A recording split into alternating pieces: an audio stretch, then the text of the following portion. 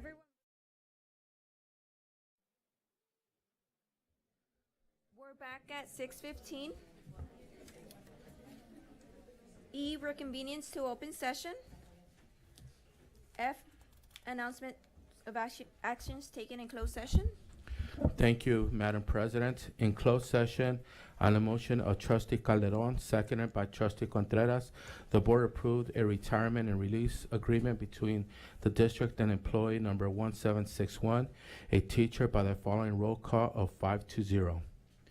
In addition, in closed session, on the motion of Trustee Calderon, seconded by Trustee Magallanes, the board approved a resignation release agreement between the district and employee ID number 8523, and executive director, by the following roll call of 5-0.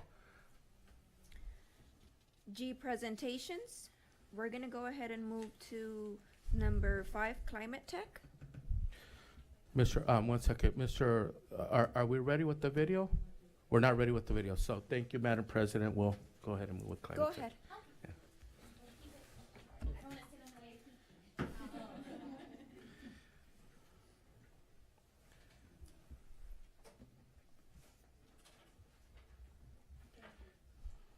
Board President Magallanes, members of the board, Superintendent Jimenez, members of staff, and the superintendent of the Calexico community, thank you for having us here tonight. It's an honor to be invited back to be considered for another phase of energy modernization throughout your facilities. We were working with the district originally in 2017 to help modernize energy efficiency throughout the district and obtain grant funds. And tonight we're here to present the second phase of work after being awarded an RFP last summer. Is it working? Good? Okay. Okay, great. So, and then here. Point it up there. This way?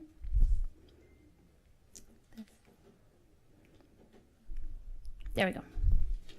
So as I mentioned, last summer we responded to an RFP for the district for more energy efficiency improvements throughout the district, and also obtaining grant funds. There's more grant funding available today than there has ever been before at the local, state, and federal level for energy infrastructure. So as part of that effort, our engineering team has been working on analyzing our current utilities, doing in-depth site assessments, working with your staff to develop an energy master plan and a potential scope of work, maximizing any and all grant opportunities that are available. And the original phase of work that we implemented back in 2018, we've still been monitoring the savings, so we'll also share the performance of that with you tonight. The areas of focus in an energy modernization program include many different categories. We're looking at HVAC, so that includes the heating and cooling systems throughout your facilities, indoor air quality improvements, which is all about ventilation and filtration. Building envelope includes windows and roofs, and water irrigation systems, LED lighting, building automation, solar and EV charging, which is considered renewable energy, and asphalt paving is also kind of under this umbrella because it helps to reduce outdoor air pollutants. We're going to share with you many of these measures we implemented in the previous phase, but there's still quite a bit of work to do.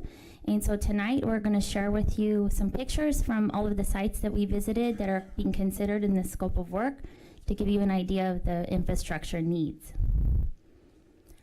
These go in alphabetical order. Starting with Calexico High School, there's quite a bit of HVAC that needs to be replaced that's past its useful life. A typical unit lasts 15 years. In the valley, it's common for a unit to start to fail and have a lot of issues, even closer to 10 years. Windows that are dual pane or energy inefficient or just can't close or have gaps. And then Calexico High School is one of the sites that is eligible for a grant from the Air Pollution Control District for paving the fire lane. So you see that in the bottom right. Cesar Chavez, a lot of HVAC, and like all the sites that are featured tonight, there's some indoor air quality improvements that would help you to qualify for a state grant. So these would be connected to the building automation system and also have something that's called CO2 sensors, which measures the amount of carbon dioxide in the room. Windows at Dual, definitely probably one of the top sites in needs of window replacements and also HVAC.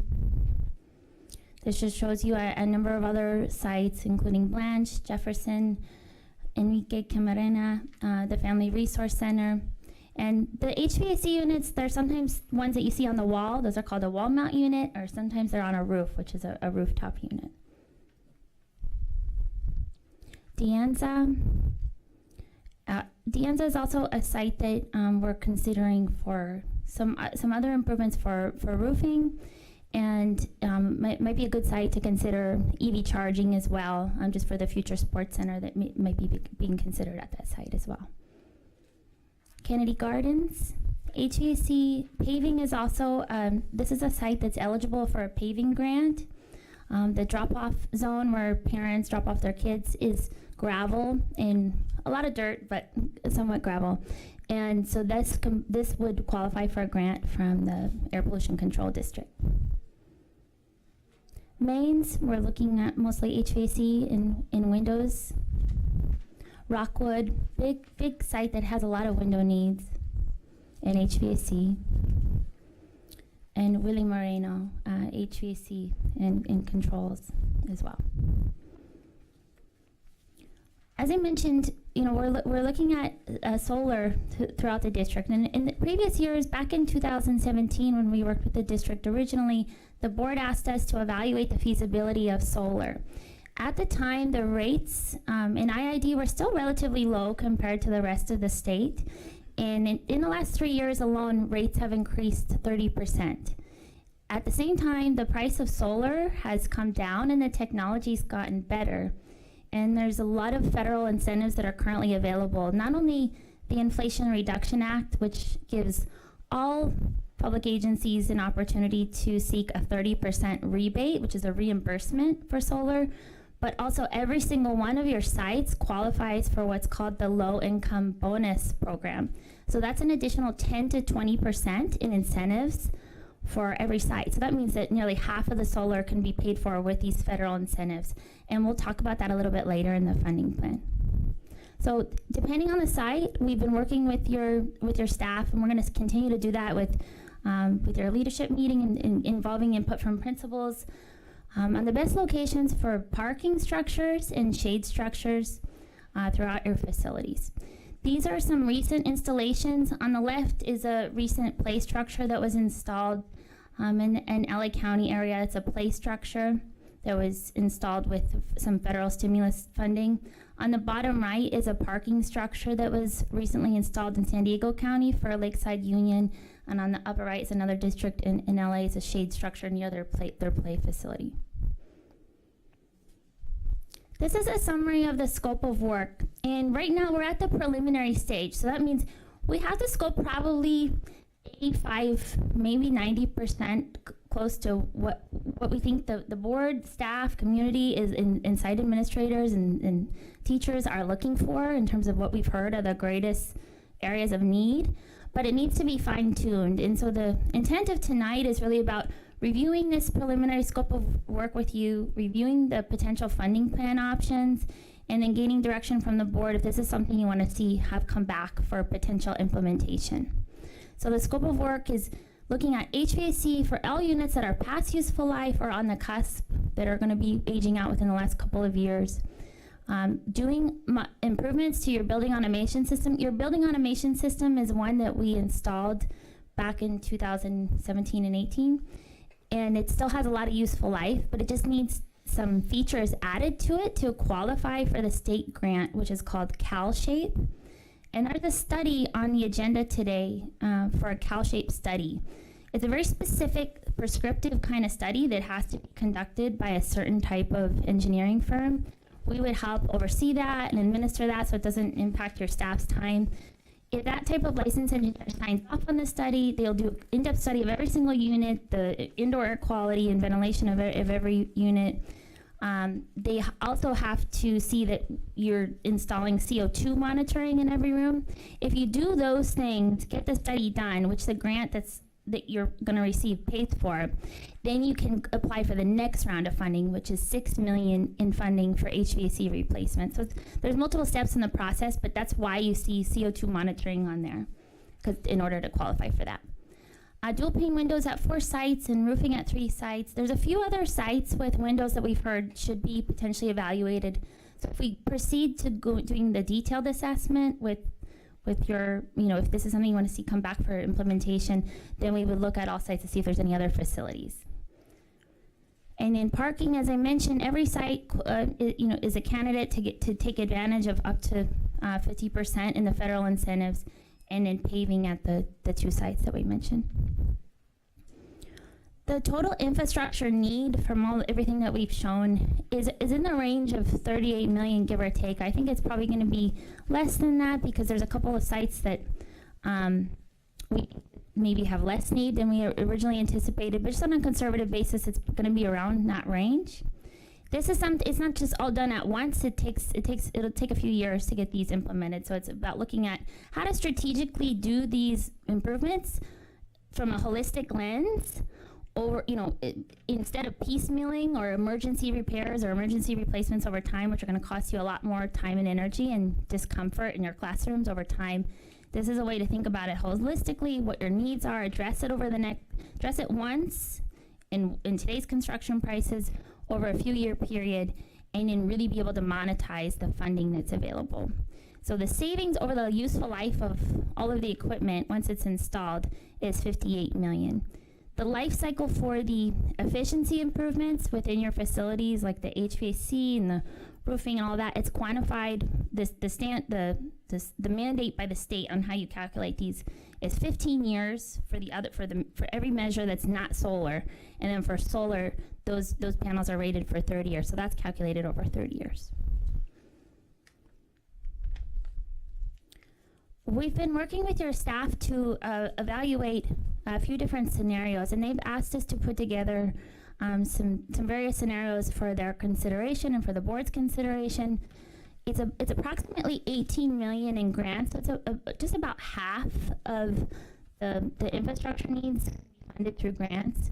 This is a really similar scenario to the first phase of work that we did for the district. There was about half of the money available in grants, and in the remaining balance, it's common to seek some type of matching funds, whether it be through your own capital budgets or routine restricted maintenance budgets or outside financing. It's called a municipal lease purchase, and you can use the savings to pay for that over the life of the equipment as savings is generated. You can do a short term or a longer term. But in the end, the goal is to have the savings pay for that and then also produce a net positive impact for your operating budget in the general fund. So this shows you 3 different scenarios, and I think Mr. De La Torre and Mr. Jimenez are going to give us some input on what they want to seek, and then seek a financing partner.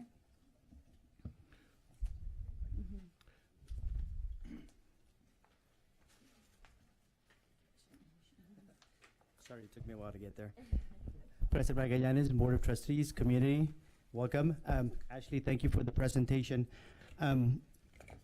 Today, what we're looking for what we're requesting from the board tonight is to receive guidance from you in regards to the scope of work that Ashley covered and that Climate Tech is helping us achieve. The modernization of our energy infrastructure will improve the learning environment, as Ashley mentioned, for our students, and all of the scenarios that you see up there. It does consider long-term savings for the school district. Your direction will provide us with the opportunity to finalize the scope of work with Climate Tech, and therefore be able to analyze the different funding scenarios that Ashley has put up there, and maybe even a different option. Our goal will be to provide you with a recommendation for board action at a future board meeting. So tonight we're looking for your guidance. We're looking for your direction as to whether this should be the scope of work that we should be looking at. Thank you. Before we open up for questions, I just wanted to share one item related to the previous phase of work. Oh, there we go. Mr. Jimenez and Maribel, before she left the district, they wanted to see reports of meter by meter, all the work that we had done throughout the district, what were the results of that? And because we provided a savings guarantee for what the savings were going to be. And so we put together a report for all of the measures throughout all your sites. And to date, we're at year 5. It's $3 million in verified savings. That's exceeding the projections and paying for the lease purchase that was used then, and providing a net positive impact for the general fund. And all of that, even though there's been a lot of changes during the COVID environment on how you operate HVAC, the building automation system still seems to be running your units efficiently, meaning that you don't see a lot of units running when buildings are unoccupied compared to before when we were here. Before we did that, you would see a lot of times just units running all the time. So at least that has been definitely improved. After receiving your feedback tonight, just gives you an idea of what the steps of the process are. I mentioned that there's a CalShape study RFP award on the agenda for tonight. Once awarded, we would work with that provider to get the study completed. The grant that you get for a study, it pays half for the study and half for improvements. And that's dictated from the state. And once that's done and we have your direction, we would work on finalizing the scope of work. It'll probably take us about 8 weeks to get it all firmed up, and work with Mr. De La Torre to look at different financing proposals. And then probably by late May or early June, be ready to present an implementation agreement and a funding plan that's finalized for your consideration. And the construction would take 18 to 24 months, probably 18 months to get the construction done, but turning all the systems on for the solar and all of that sometimes can take a little bit longer with IID. So we like to say about 2 years. So we want to open it up for questions now. Ms. Cosio, thank you for your presentation. Sure. I do have a question in a sense where you have $18 million of grants. Are any of these grants time sensitive? Like, do we have time to apply for them, or do we need to apply for them right away? Yes, there's a few that are time sensitive. There's the low income bonus program for the low income communities, which is time sensitive. It actually closes at the end of this month. You're supposed to apply for that with an actual agreement for implementing a project. We applied for it with a letter of intent in the RFP that you had awarded, that you're working on this. You have one project awarded from the county, which is the EV charging and solar at the MOT facility. The remaining facilities, once they actually open the application, they're going to ask to see the implementation agreement with all the specifications on that. We're hopeful that that's going to take them a little bit to open, is what we've heard from our consultant. So I think hopefully by that time we should be good. We'll hurry as fast as we can on our end, but I think we probably need at least 8 weeks to firm it up, all the scope on our end. The CalShape grant, they say you need to apply by May, which we'll be on track to do that. The Inflation Reduction Act, the other incentives, you can't apply for those until the solar systems are online and operational. And then once those are online and operational, you would apply at that point. Thank you. You're welcome. So what we're asking the board tonight is for your guidance and your direction, as Mr. De La Torre and Ms. Cosio mentioned. If we're interested in this scope of work, obviously I truly believe, as I've shared before, we do have facility needs. We've got to keep our schools updated and modernized and functional. We have, for example, we put in a brand new air conditioning unit, but we got single pane, quarter-inch windows that's not climate control, and so all that cold air is just seeping through the glass, or the hot air is coming in, and so our air conditioning units are working double time, triple time, to try to keep the climate at a comfortable level for the teachers and students. And already an air conditioning unit has like maybe a lifespan of about 15 years.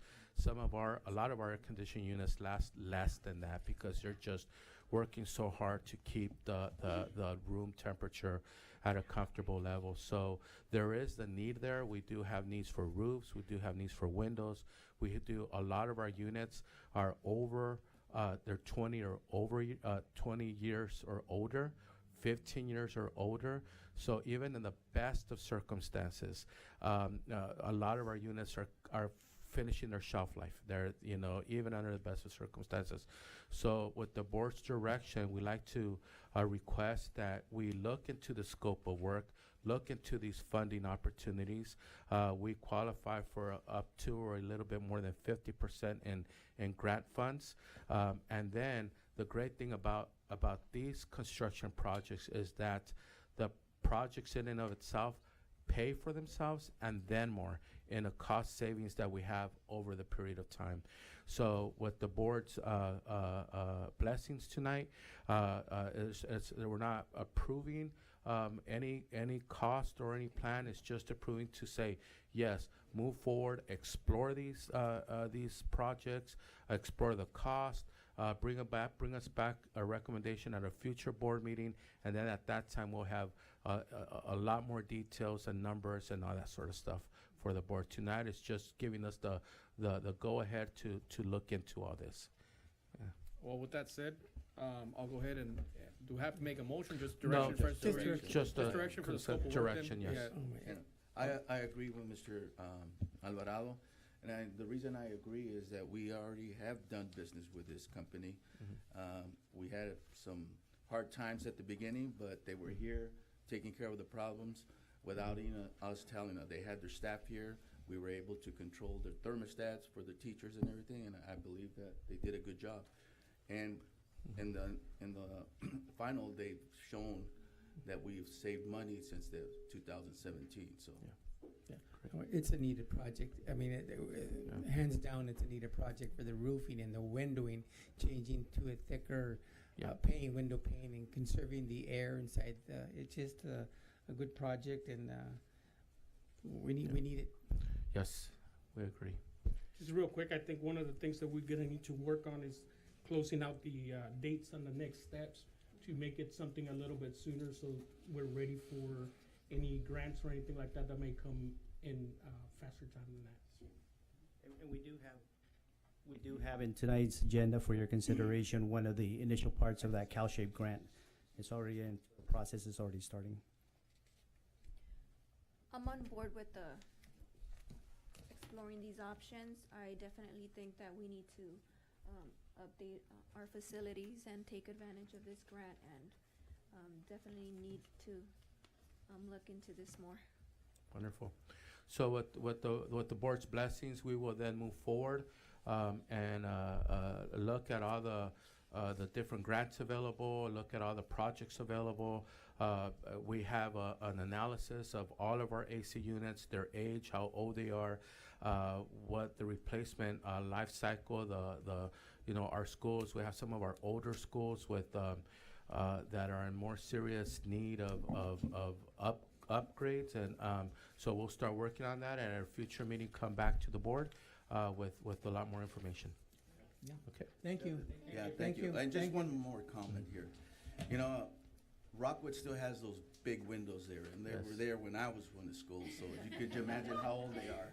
So Yes. that's just a Yes. comment for the public. And at the end of the day, over a period of time, that cost us a lot more money because we're utilizing so much more energy than we really should be utilizing. We have the threshold between the door and the threshold that's like an inch wide. There's an opening like this, or some windows that are cracked open. They can't close all the way, and so all this is just costing us to just be throwing money away, with our older facilities, and we gotta modernize them and upgrade them for our current students and future generations to come. Thank you, board. We really appreciate it. We'll get to work. Thank you. Thank you, Ashley. Thank for you. the presentation, and Mr. De La Torre as well. Yeah, thank you. We're gonna go ahead and move with number 1. Enrique Camarena Junior High School presentation. Thank you, Madam President. So, as exciting as I am for the presentation that we just had right now, I'm, I think, 100 times more excited about our next presentation. And so I think earlier this year, get it out now, get it out now.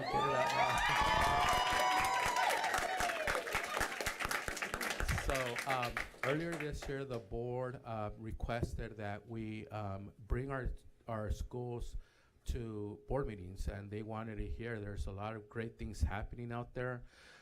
We all know that Calexico is a special place with hardworking staff, incredible students, beautiful families, and supportive parents and whatnot. But sometimes, unfortunately, the phone calls that we get or the information we get is oftentimes bad, negative stuff, right? We don't hear about a lot of the positive stuff. And so this is an opportunity to hear that and hear the challenges and hear the work that still needs to be done. And if there are improvements, we know that where it's not done, we got to continue working hard to continue that growth, to continue that improvement. But I think this is our 5th school or something like that that's here today. And so without further ado, I'm going to turn it over to Mr. Romero and our new assistant principal there at Enrique Camarena. And so, Mr. Romero, the mic is yours. We do stand before you, very proud administrators, assistant principal, Ms. Perez, Diego Romero, school principal.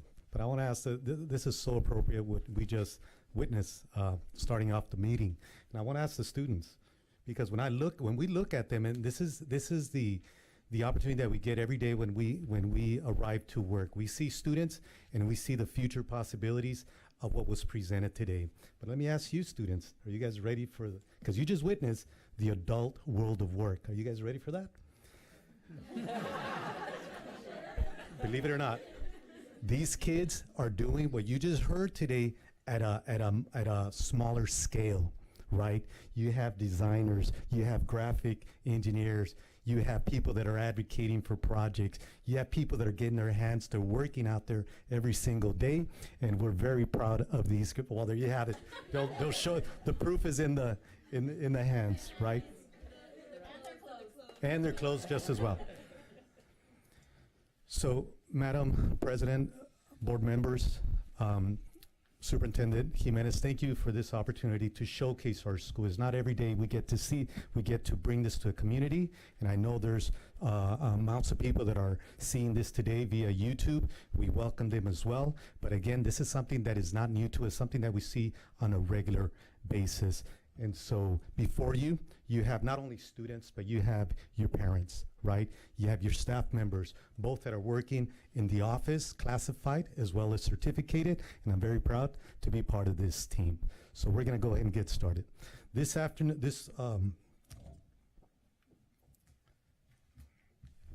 so the first and immediate thing we wanted to share with you is that we're constantly on a journey. We've been through some good times, we've been through some difficult times, but challenges is a thing that is to be expected at any school site, at any grade level. And despite these challenges, it's important to us to focus on growth. We always want to be moving in the right direction, and today we want to show you the growth, the trajectory that we are in, the programs that we are implementing at our school site, the people that are responsible for those programs, and the results that we're getting. But I want to tell you something. We're not isolated just to our school site. It is folks that are here at the district level. The superintendent, he has a calling. He charged us with the whole child, every child, all the time. So we take that very seriously. And in order to accomplish that, and this is particularly an example of a year where we're getting not only the support, but we're getting the initiatives, we're getting the funding from the district office, whether it's MTSS, whether it's PBIS. Not only are they providing the information, the funding, the personnel, and we're running with it. And this is the way that we're able to focus on the following. I should add that when it comes to our students, we're not just focused on the academics. That's an important point to be made. We're at a time where our kids need us. They need us to focus on the entire child, right? Sometimes we forget that at the junior high school, at the high school level, but that's not the case. The first thing that I want to share with you, and you'll see evidence of, is the implementation of Tier 1 standards-based instruction.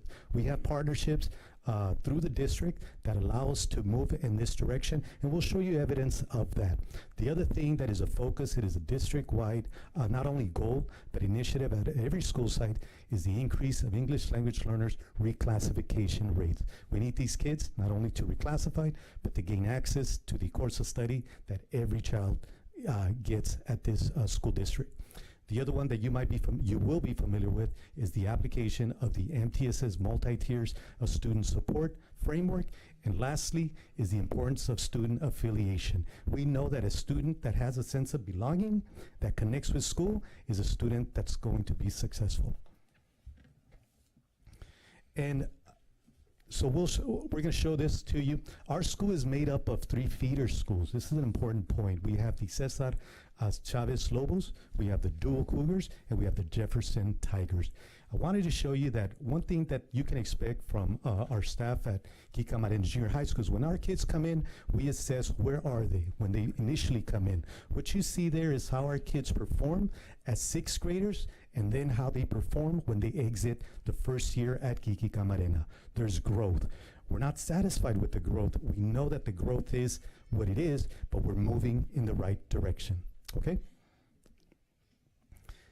That was the ELA measurement. This particular one has to do with the math measurement. There too, when our students arrive after they took their SBAC testing back in 2022, these are the results collectively, the average results. And when they exit, or not when they exit, but by the time they're done in 7th grade, our math team, this is their accomplishment. There's growth, moving in the right direction. So the other slide that we'd like to share with you is this is when they're there. Once we have them as 7th graders and as 8th graders, not only does the growth take place from 6th to 7th grade, but from 7th to 8th grade, but the growth also happens from 8th to 9th grade. Okay, this is the ELA. Students, by the time they're done in 8th grade, they move on to 9th grade, but they're moving in the right direction. If you compile the growth from the time they arrive to 6th grade and the time they exit 8th grade, then you see a more substantial number. So that's English language, and here is the math data for you. Exceeded, met, and total met. These are the numbers that we're working with. And again, the goal for us is to accelerate growth, and do we have not only the programs but the measures in place to accomplish that?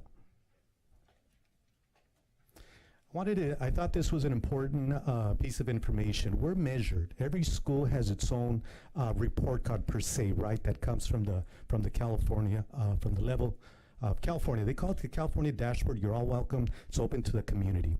One of the things that the way they measure is they use a color code system, if you will, right? You want to live in the green, you want to live in the blue. When we make a comparison, and this is just another metric, is are we moving in the right direction? On your left, you will see California. California, overall academic performance, English language arts, mathematics. Where are they? In California, they're in the orange. It is what it is, right? If you go over to Kikamarena, based on last year's performance data, then you'll see English language arts in the orange. You'll see mathematics, is that yellow? In the yellow, mathematics in the yellow. Moving in the right direction. Incremental growth, but growth nevertheless, right? Important distinction. Now, this doesn't happen by chance, right? You have to have measures in place, and the district provides guidance and sets the direction. One of the partnerships we have is with Orenda. You will have heard of that partnership. And of course, there's a number of steps that are involved, right? They're not just talking to teachers, but rather they're providing us opportunity, some guidance when it comes to matrix and standards review, curriculum alignment. These are all steps. Guided planning today At our school site, we did the DRS protocol. That is looking at data, looking at student data, and then coming up with drawing some conclusions from our student performance, coming back and trying to come up with applying anything that we learned from our data protocol system. School principals, site administration also gets a coaching component when it comes to this partnership, right? We not only hear what our teachers are saying, but we bring that information at the district level with the ed services, right? And then there's learning walks. We just had a learning walk at a school site. We had folks from the district office, from different school sites, and they too, for us, we see it as our teachers given an opportunity to showcase what they do in real time with kids as they're teaching, and then the folks, our visitors, are observing following a learning walk protocol. So that's what we do, right? That's just one example of the things that are happening at our school site with the support at the district level. And I will hand this off to Ms. Mendoza. Please welcome, she's our AST teacher at Camarena. Good evening, Madam President and the board and the rest of the community here tonight. Like Mr. Romero said, my name is Lisa Mendoza. I'm the academic support teacher at Enrique Camarena. And also like Mr. Romero said, with the district partnership with Arenda that started in the summer of 2022, all of our ELA and math teachers participated in a professional development. We created a common matrix for ELA and math.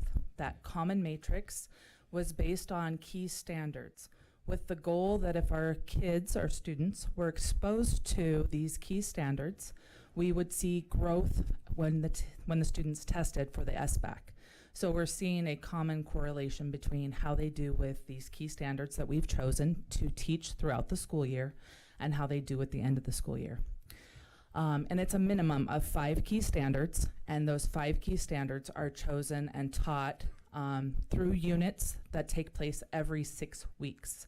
So we have district unit tests that are every 6 weeks, and there are 5 questions for every standard, which means every test has 25 questions.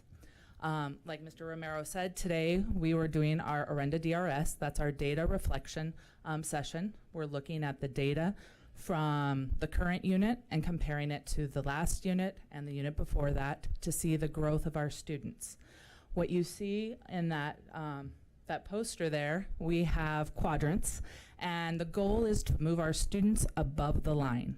So below the line, we have strategic and intensive.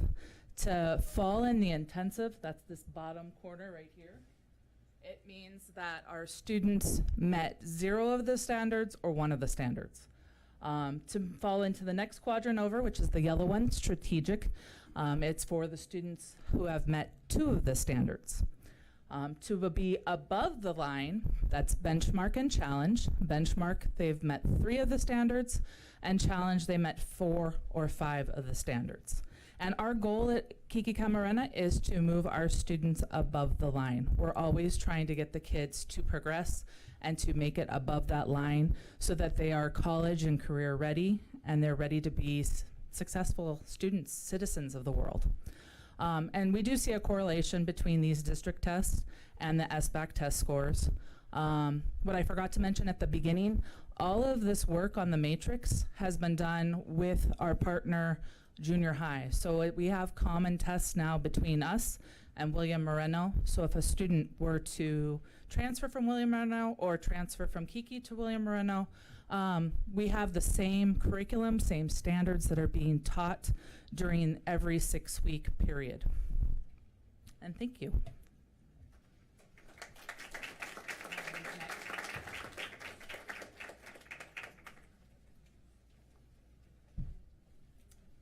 Let Ms. Robles come forward. She's our language and content teacher, and she'll tell you a little bit about more data when it comes to our English language learners.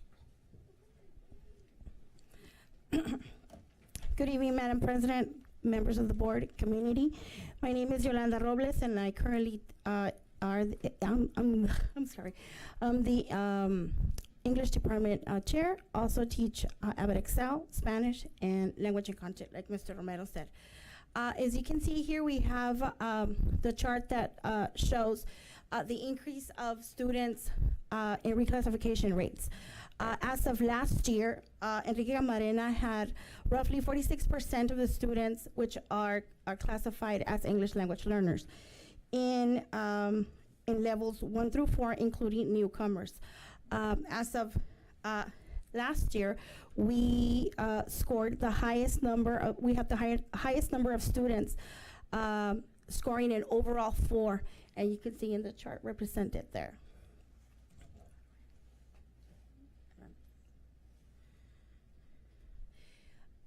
In the year 2023, the district school of reclassification rate was 20%. Enrique Camarena surpassed that by 0.6%. And we follow the reclassification criteria of LPAC score of 4, teacher evaluation, SBAC nearly met or exceeded score, or with an I-ready score for 7th grade of 609 and 620. As you can see here, we also have the dashboard where we're showing the increased rate of reclassification rates again. This is where California stands at the left. And as you can see at the left, it's according to the state, they're in yellow. Enrique Camarena students are at the green.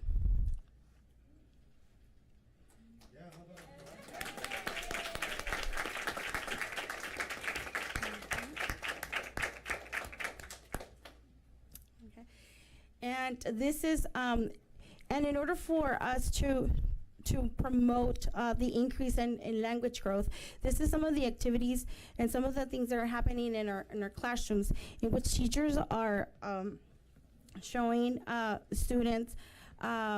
These are the strategies that they use throughout in the collaborative and the productive modes. And we have weaker strategies.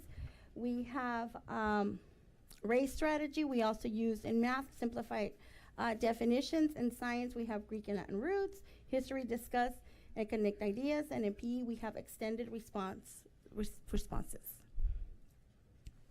Thank you.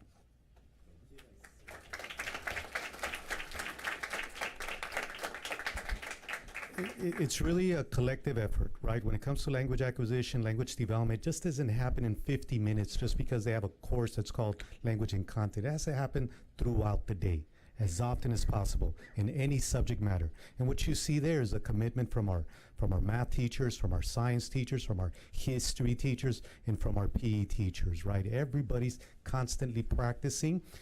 We're guided or through our ELD standards, collaborative, productive, expanded, enriching, connecting ideas. These are the things that our students need, right? In order to expand, in order to acquire those levels of English that we expect them to.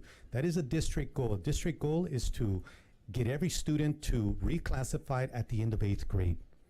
That's a huge order, right? But we're moving and we're up to the challenge.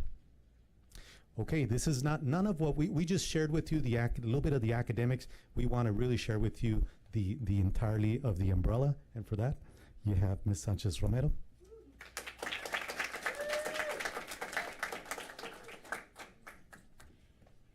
Good evening, everyone. My name is Maria Elena Sanchez Romero. I am the MTSS lead at Enrique Camarena Junior High, and I stand before you to present on some of the wonderful work our school site is doing under our MTSS model. MTSS is first and foremost about helping students.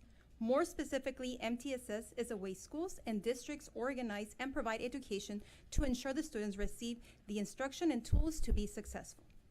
Under our MTSS, or our multi-tier system of supports, we have been working really hard to help our students achieve academically, behaviorally, and emotionally, or better yet, to address the whole child. Our 5 domains and 11 features as we can see them here.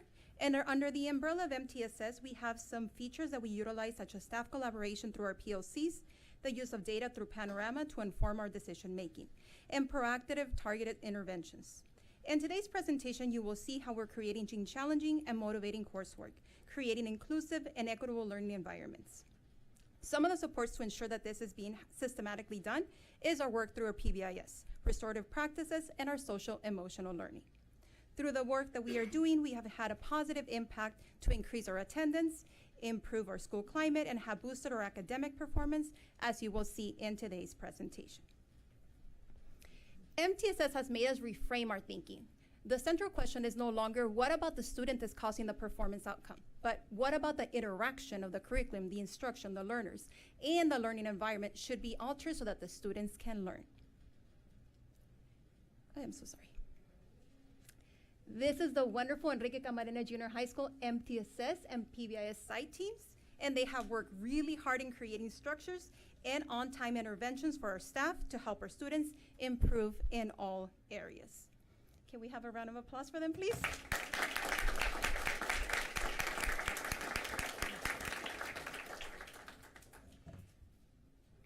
However, today I would like to highlight the work that the staff is doing for our students' social and emotional learning. As we started our journey last year into following our MTSS model, we realized the needs of our students that have for a systematic and age-appropriate social and emotional learning under CASEL's 5 competencies, which are self-awareness, self-management, social awareness, relationship skills, and responsible decision-making. The discovery came about after looking at our data and panorama and seeing the students' perception under these 5 domains, and realized that under the rings of responsibility for our students, as a site, not only do we need to ensure that our students have a positive classroom climate conducive to learning, but that they have implicit SEL instruction, which will lead into positive benefits to our students, to our practice, and to our community. Through the use of Navigate 360, we have incorporated a systematic way to provide weekly SEL lessons to our students. Every Wednesday, our 7th grade students, and on Thursdays, our 8th grade students, along with their staff at Enrique Camarena Junior High School, have made the commitment to ensure that our students receive their weekly SEL lessons according to our scope and sequence, which aligns to CASEL's 5 competencies. Competencies and themes are designated per grade level and systematically rotated to ensure they receive lessons on the 5 competencies. Our work is not done yet. There is still much work ahead. However, as we continue this journey of improvement, we plan to integrate more parent and community involvement to ensure that our students can continue to succeed and support the whole child, every child, and all the time, not only academically, but socially and emotionally. Thank you.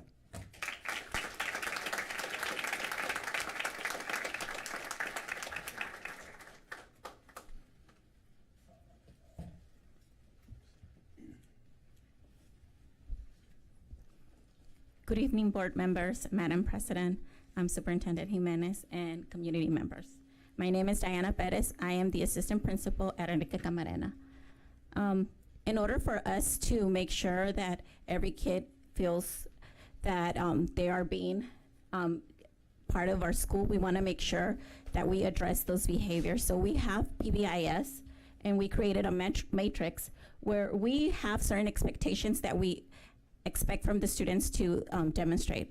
So our goal with PBIS is to create the environment and a culture that helps students achieve success, to understand the problems, behaviors are occurring, to address them effectively, to prepare problems, behaviors, teach appropriate behaviors, and acknowledge the appropriate behaviors of all students. So in this matrix, we have a common language in our school campus. Our SIAs are people in the staff from our cafeteria. We use a common language. We expect them, if they're misbehaving, to teach them how to do it and address them in a way that we promote that behavior. Okay, so what is it that we do? We have a flow chart. Our PBIS team created a flow chart in which we clearly define the differences between a minor and a major behavior.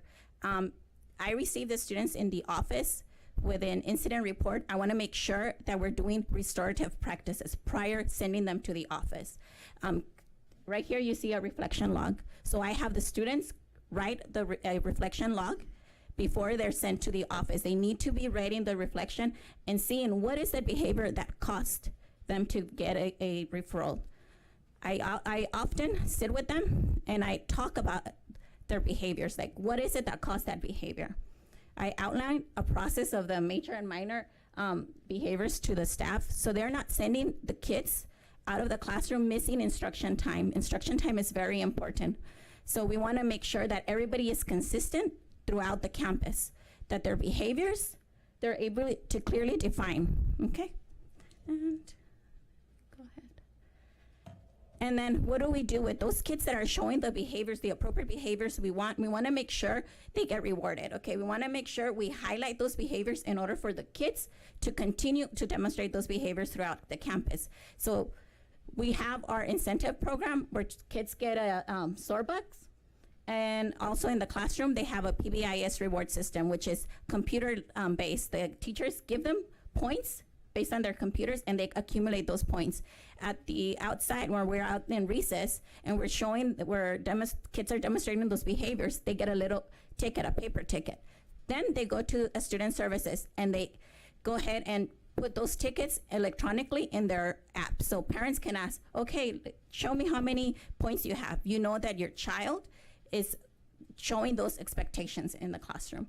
Okay, so every Tuesday during lunch, the kids can come to the student support services, and they can get prizes. They get Uno cards, they get pencils, they get a lot of the rewards. And with your funding, whenever you guys provide that, that's where we use it. We use it to promote those expectations that we want throughout. And then we also have raffles, okay? And we expect the kids to soar. And what is soar is to be respectful, to be honest, to have a positive attitude, and be responsible. So those are our soar expectations. We want all our kids to soar. Okay, so here is the first semester raffle. So we go ahead and put the kid's name, and we do a raffle, and this is one of the raffles that we had. Okay, so the attendance, another aspect that I'm working a lot, I'm working with PBIS, I'm also working with attendance. So we need to improve our scores. We wanna get in the blues. That's my target, let's get in the blues. In order for us, we need to have the kids coming in the classroom, being engaged, participating. And how are we gonna do that? By making sure that we continue with our district campaign and implement it in our school. So what I'm doing right now is that I'm meeting with each parent, okay? I'm having meetings, like sometimes I have like 10 meetings. I'm like in meetings calling the parents, come in, I wanna find out. Remember, we wanna see what's going on with every child. Why are they not coming here? So I meet with the parents and I talk and I find out ways we can improve our attendance, okay?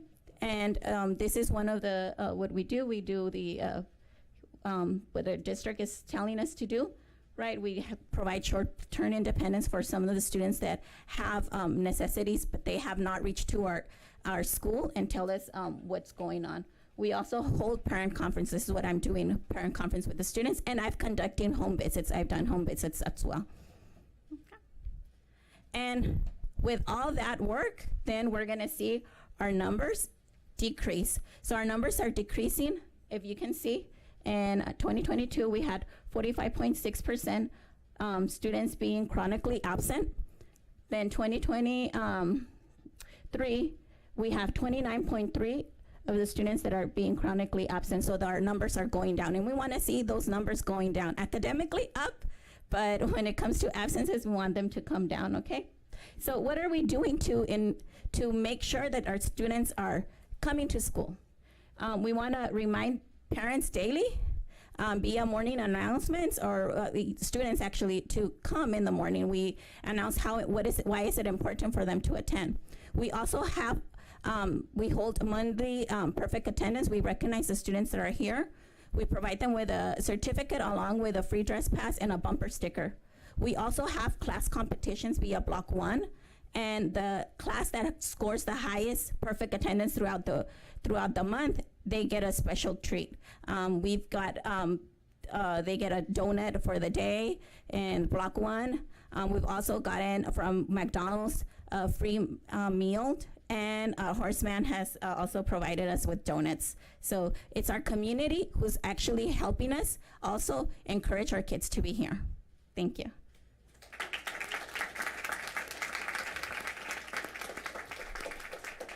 Okay, and another one of our efforts is the parent involvement. This is Ms. Dorantes. He's our 7th grade school counselor.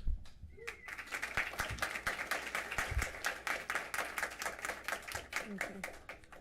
Good evening, everyone.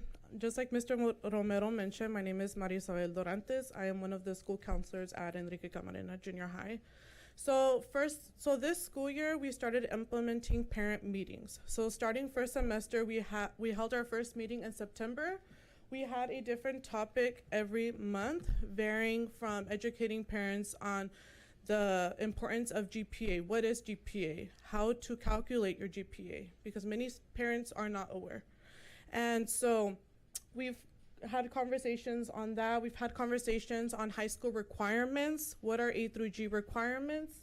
And we've also held social emotional topics such as how to build healthy relationships with their teens. What is motivation? How can you motivate your child? The difference between intrinsic and extrinsic motivation. So these presentations were not only presented by school counselors, we had some of our teachers and our administration also assist us with the presentation. So information of parent meetings are posted on Facebook and Remind. And so we do plan on holding parent meetings this second semester. We're waiting for a few outside agencies to confirm that they will be able to present, and we will be providing that the information on the parent meetings for second semester hopefully next week on Facebook. So if you don't follow us on Facebook yet, give us a like and you will be able to see the following parent meetings that we have for second semester. Thank you.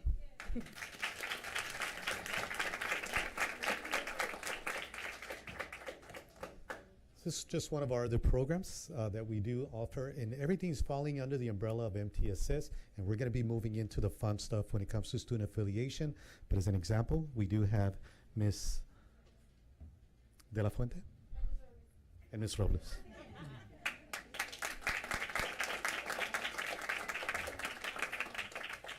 I'll try not to stumble this much this time. So,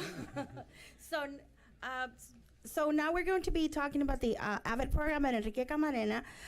We currently have 6 classes, 2 7th grade mainstream classes, 2 8th grade mainstream classes, 1 7th grade AVID Excel, and 1 8th grade AVID Excel. This is our mission. AVID stands for Advancement via Individual Determination, and prepares students with academic potential for success and advances high school classes in college. It is a class that is part of the regular day schedule. So in every period we have in AVID class. The 3 main components of the program are academic instruction, tutorial support, and motivation. And our motto this year is high expectations with high support. So good afternoon. I haven't introduced myself, so good afternoon, board members and everyone else present. My name is Ms. De La Fuente, and I am a math teacher, AVID teacher, and Introduction to Careers teacher.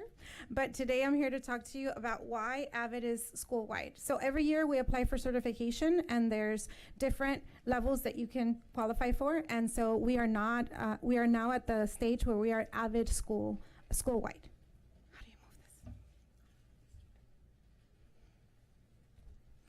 So what makes us AVID school-wide? So like Ms. Robles said, we do have an AVID elective class, but we qualified as AVID school-wide because of these are some of the reasons. So number 1, the school's college and career readiness mission and vision is aligned with the AVID philosophy.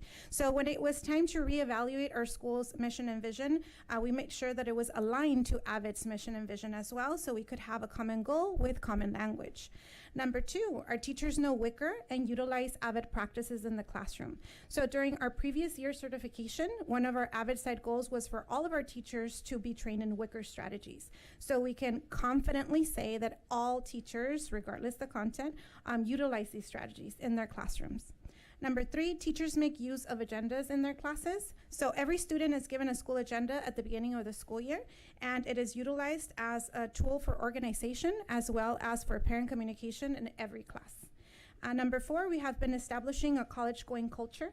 So under our culture domain, again, certification process, we committed to organizing a minimum of one activity per quarter that would promote college-going culture in our school for all of our students. Because we do this daily in our AVID elective classes, but again, all school-wide. So examples of our activities include a college window decorating contest, participation in Higher Ed Week, creating college pennants during our lunch activities, and participation of a career fair.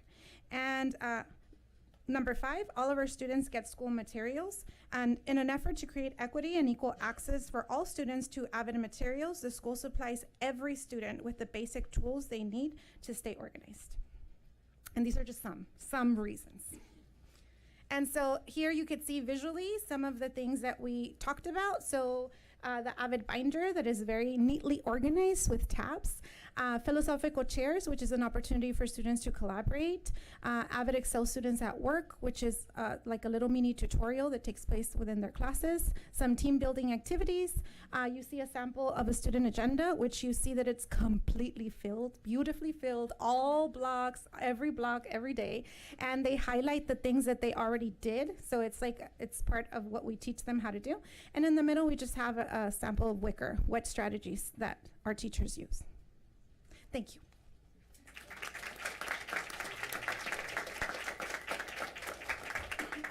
So we're going to get to the fun stuff. This is a really key thing that we rarely get a chance to talk to you about, but building the student affiliation piece, that's key. You do it in a variety of ways. Sometimes we think, well, we want to get our kids to be involved, to participate. Well, not everybody is in sports, not everybody is in band, but we can create ways in which our students can feel connected to our school. We use the avenues. You just heard many of the examples: elective courses, AVID clubs, athletics, ASB, Block 1, but we really want to highlight the following thing, because our CTE approach, again, thanks to the district office and their vision of where we can connect to Calexico High School, this is the connection we're making to Calexico High School at a junior high school level, because we feel that the kids can start thinking about how they can apply what they're learning in a classroom and how it connects to the next level. Exploration courses, career awareness courses, STEM, MESA, Spanish, the Strong Workforce Program, ELD career development. Those are things that we're moving. Everything that you see here is a work in progress, I do want to emphasize. So next is an exciting new program that we started this school year.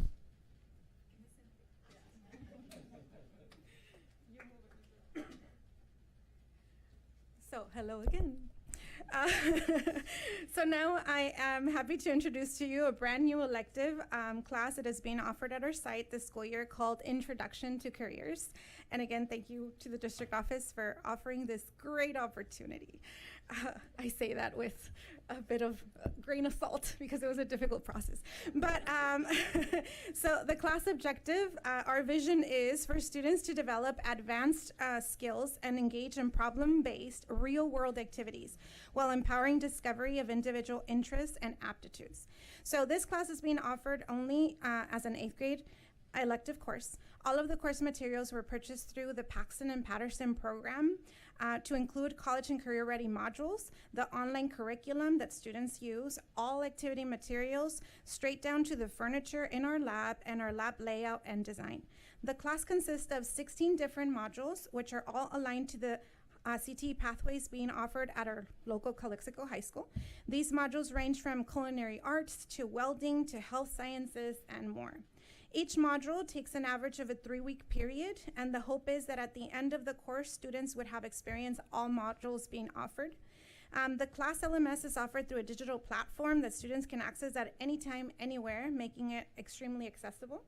And a typical module includes daily readings, embedded practice questions, hands-on activities, and culminating with a summative knowledge check for each of the modules.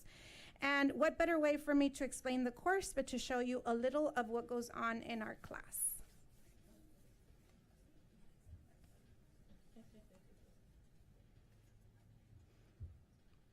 It has volume. Oh, there.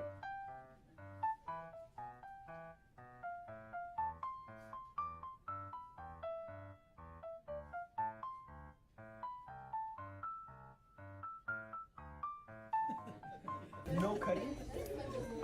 This is an example of strip cutting. You just go down like a strip.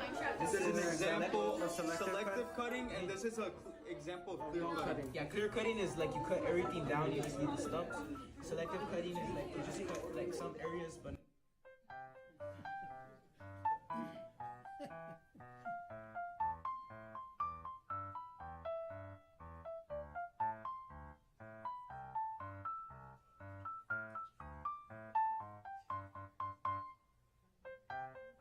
They're testing different vehicle tracks, as you can see. Así no, así mira, ¿cómo? Así, así. Okay, Go, go, go! ¿Quiere que viva el perrito? Ya, mira, ya. It needs, It's live. it needs oxygen, it needs oxygen! I'll do it.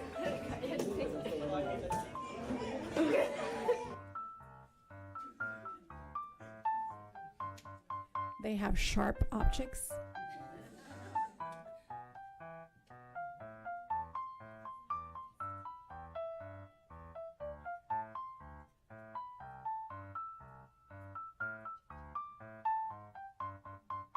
What are you designing?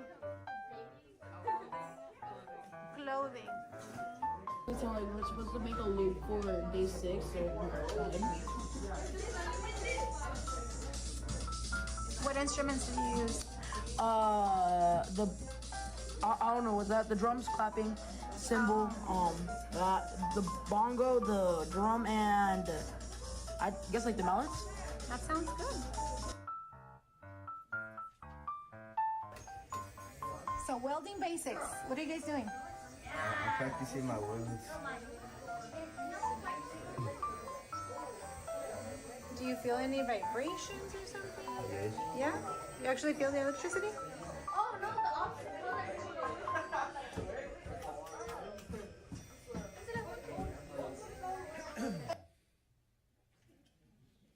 Thank you.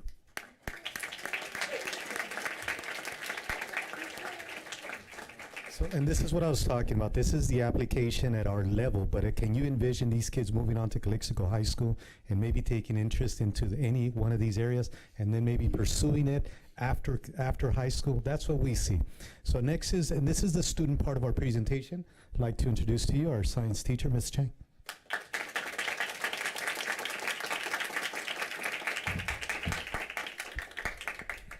Good evening, board members and members of the community. My name is Karen Chang. I'm a 7th grade science teacher at Enrique Camarena Junior High School. I'm here to present to you a little bit about what goes inside our science classroom. Here we have some presentation or pictures and student work about the activities we do in class. Currently, we follow the Next Generation Science Standards, which focuses on providing students with engaging activities that are motivating, and are most hands-on so they can all collaborate together and they can associate the academic content learned in class to the real world outside of the classroom and to their everyday lives. So today I am really proud to present one of my students, Derek Valdez. He's going to talk a little bit about our class dynamic projects that we've done in class, and he's going to present actually one of his final projects for my class. You got this, Derek. So you want to go ahead, where do I stand, Jeff? You want to get your, can you tell them what you're going to do here, Derek? What are you going to demonstrate? Look, here when I need to I need to do this.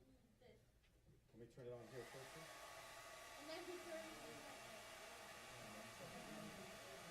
face it forward to them. Right on the back? Oh, either. So you see the light bulb's off, but then with the wind energy, the light's off. So Derek, do you want to explain a little bit about what our unit was on? Yes.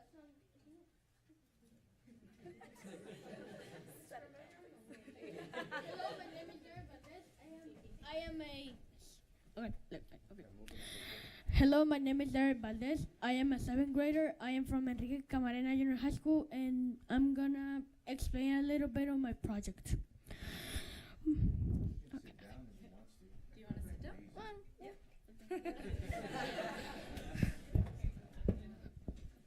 So the purpose of this project is to inform people about the role of renewable energy when we travel. That we seen turbines when you are in San Diego, that they help take care of the environment. Where does the wind comes from? They through a wind turbine that transforms kinetic energy into electrical energy, so they could reach our house. So I can turn off this focus. The last thing is the sun heats the planet and the air is begins to have different temperatures. The hot air is going up and the cold air is going down. And with these movements, the wind is generated. Thank you.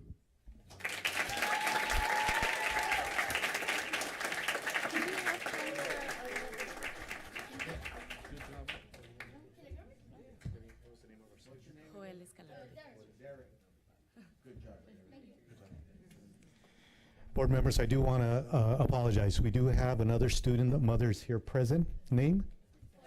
Joel Escalante. He too put together a very fabulous project presentation. We weren't unable to upload the slide the video presentation. So I do apologize for that. But thank you, Mom, for being here today. We can give a nice round of applause. Mr. Romero, we'll see if at a future meeting before the end of the school year we could bring back Joel and so he could show his video. Awesome. Thank you for that offer. Thank you to Joel and his mom and his family for being here. Yes. Yeah. Okay, so for more examples of student work, I'm asking Mr. Badillo with our history department, and he too can share a little bit of the work that takes place in the classroom.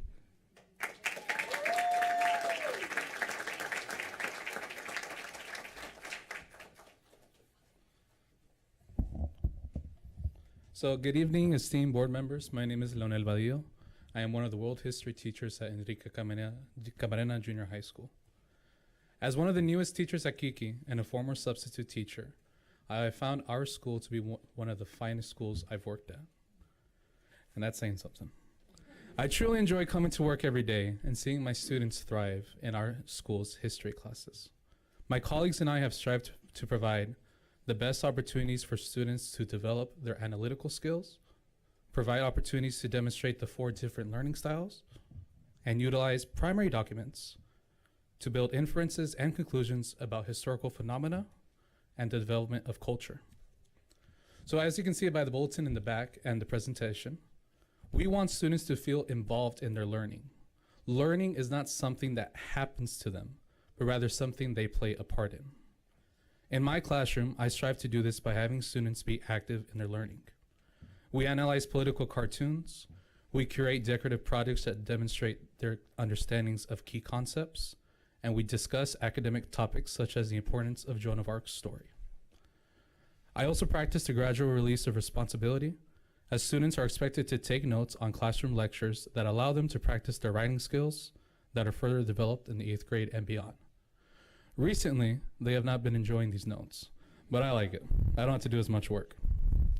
Students are also expected to be organized in their work, completing binder checks at the end of each lesson. With me is one of my brightest and hardest working students, Olivia Beal.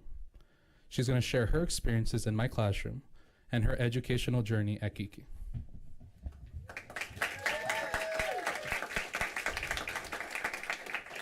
Good evening, my name is Olivia Beal. From the start of 7th grade, I've been very scared, but since getting Mr. Badillo as my homeroom teacher, I've been very excited to come to school every day. In his class, I've learned from topics on the Roman Empire all the way to now current the Islamic Empire. I'm very glad to have him as one of my teachers, and he does very well to teach us history with hands-on learning and other projects. Thank you.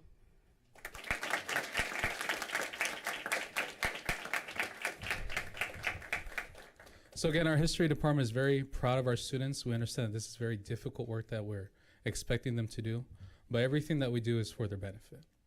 And I have students like Livy here, some of my other students in the audience. I'm very, very proud of them. Thank you.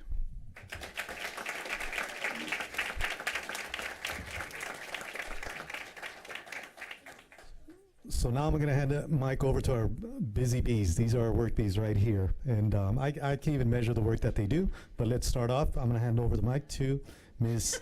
Jaime, our ASB director.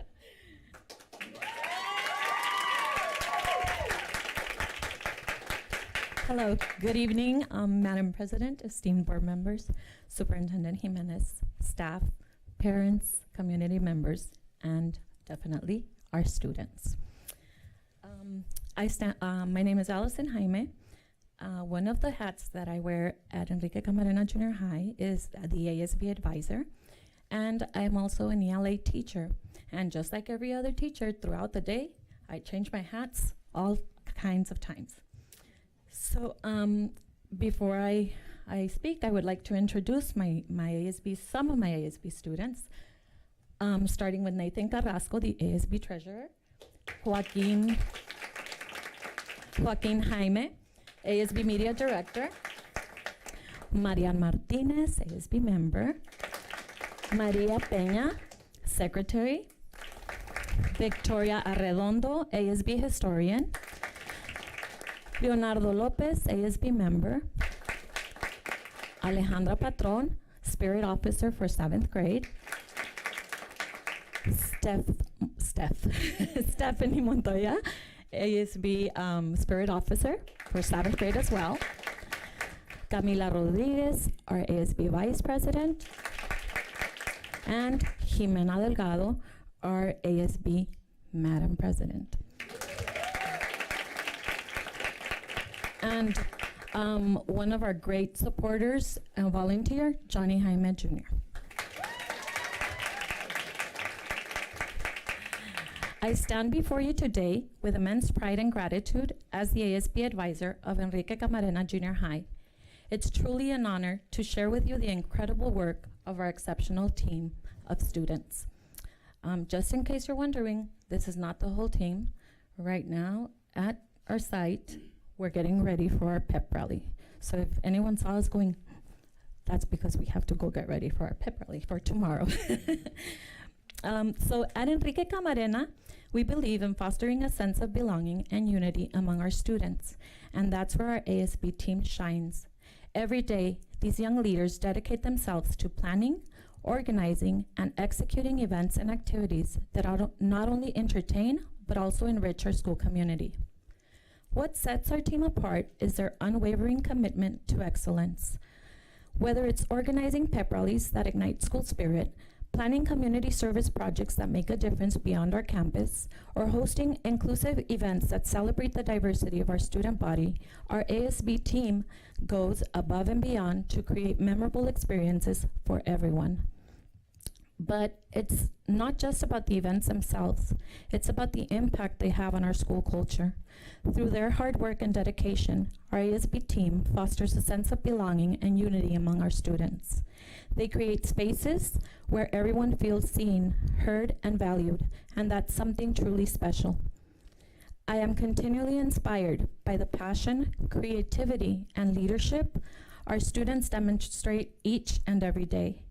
They're not just the future leaders of tomorrow, they are the leaders of today, making a positive difference in our school community and beyond.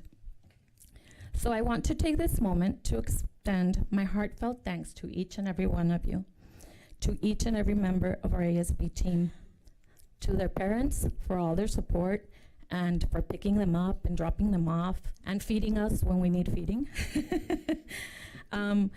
To our loyal and knowledgeable ASB Creativity Director Volunteer Johnny Jaime, to our #1 supporter Mr. Romero for supporting us in most of our team's crazy ideas, and of course to our staff members, because without you guys we couldn't take the time that we do to do things, and for volunteering time and everything to help us as well. Together, we're going to continue to build a stronger, more vibrant school, one event, one activity, and one moment of unity at a time. So now you're going to get to hear from some of them, and they're going to also share their binders with you, because while they're coming up with all these crazy ideas, it's not just, oh, we want to do this. They actually have papers and papers in there that they complete, like their to-do list, they have like a budget estimate, they have their art plans in there for what it's going to look like or what they want the events to look like. So go ahead and you can go drop them off already. And I'm going to ask a couple of the members that would like to speak. Jimena Delgado, Camila Rodriguez, Alejandra Patron, Leonardo Lopez, and Marian Martinez. Oh, and just in case you're wondering, this is our proud baby for the Christmas parade. We won, what did we win, guys? Sweepstakes. Thank you.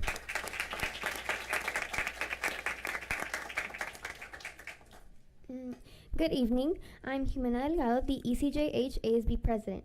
I want to share what being part of ASB means to me and what I've learned along the way. So ASB means a lot to me. It's like our own little community where we get to make cool things happen. It's a place where we learn from past experiences and work as a team. Aside from this, ASB also teaches things from clocking in and clocking out to budget and time management. Being president taught me that leading is about listening and understanding everyone's voices, that every voice counts. The best part about ASB is that it's a team effort. We come together to plan fun events and make our school a welcoming place for everyone. We learn about how important communication and team bonds are. These two components are very important in order to have a successful team. Whether it's a big event or just a small event that may not mean much to others, we make sure that everyone feels included and valued. Now, let's talk about passion. As I've mentioned before, for me, ASB is not just a class. It's something I really love being a part of. School is not fun for everyone, and being able to make people excited to come to school is awesome. I love making events that increase school spirit and make the school a better place. I would like my school, I want my school to feel like a place where everyone can feel included and excited. Of course, this wouldn't be possible without the wonderful ASB class. Thank you.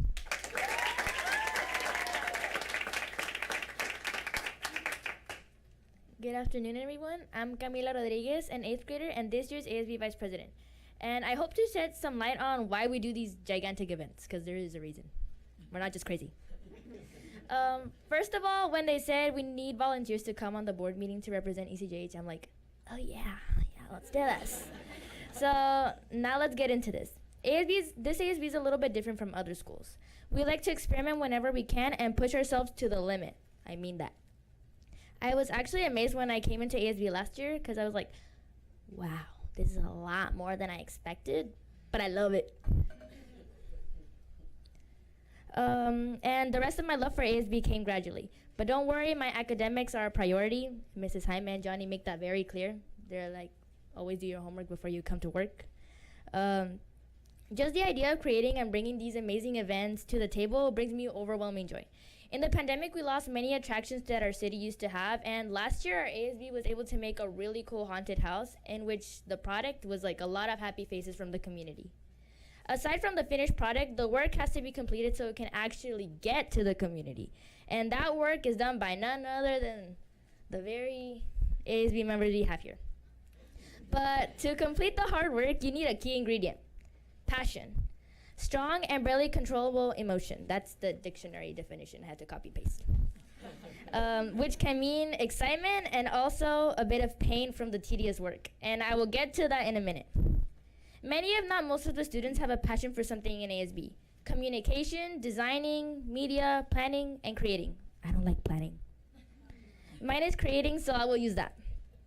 I have always created things in my life. Actually, most of my life has been about art. If it wasn't for the many, and I mean many, failed sport attempts that my parents had me do, I wouldn't have understood that art is my true passion. I specialized in miniatures. I used to make them from my dollhouse. I think we all had a moment where we had a dollhouse. That is until I got here, I understood that this was the real deal. Here we use many new tools, so it was heaven for me. Finally, a language I understood and could respond to. The process of creating is planning, designing, and then my favorite part, assembling. That's the best part. Here you get your hands on foam, hot glue, paint, you name it. Then we get into sports mode and start building and painting. There are times where the fatigue gets to us, but this is where our strongest efforts come in and where our persistence is shown. For example, these boards you see here, these are from last year's Lilo and Stitch pep rally, and these boards were almost the death of me. I'm not joking. From this to the mountain that you could see in our float, this was just a small portion of that. The mountain was something else. But at the end, I think they turned out pretty good. What do you guys think? Yeah? Yeah? Oh, and these hands are proof of what I'm saying. Yeah. Yeah, I have many ruined pens. But all of this is for a reason. These skills are what I will be using in my future career as an Imagineer working for Walt Disney Company. It's a big dream, and a little bit childish, but my goals have always seemed impossible, and that's how I like it. The teamwork and listening strategies will help me communicate correctly with my team, and the new art techniques I learned will allow me to diversify with how I do my projects. I plan to go big in the future, and with ASB, I am one step closer. Thank you.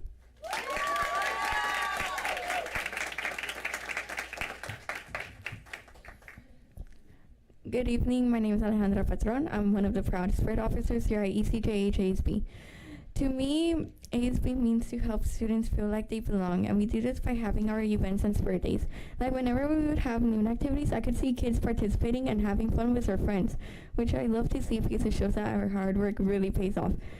And also, it's really helped me improve my leadership skills and social skills because before I was quiet, and now I love to give out my ideas and talking to new people. This is all I have to say now, and I would just like to thank you guys, and of course our advisors, Johnny and Mrs. Hyman, for bringing us here and making this ASB year possible.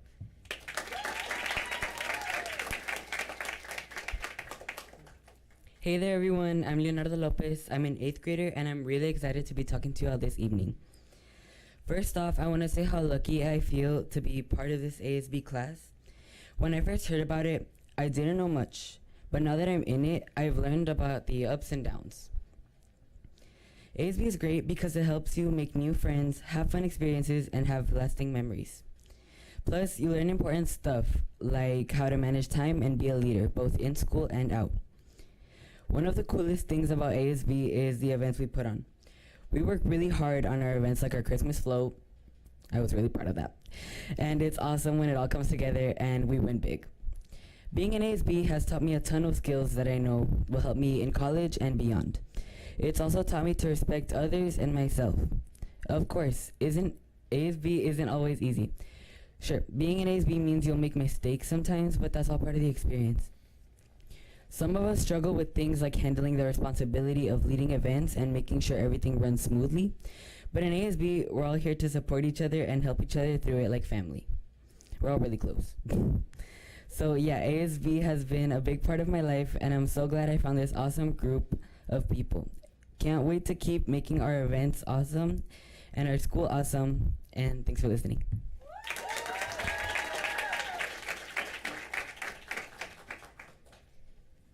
Good afternoon, teachers, administrators, parents, and community members.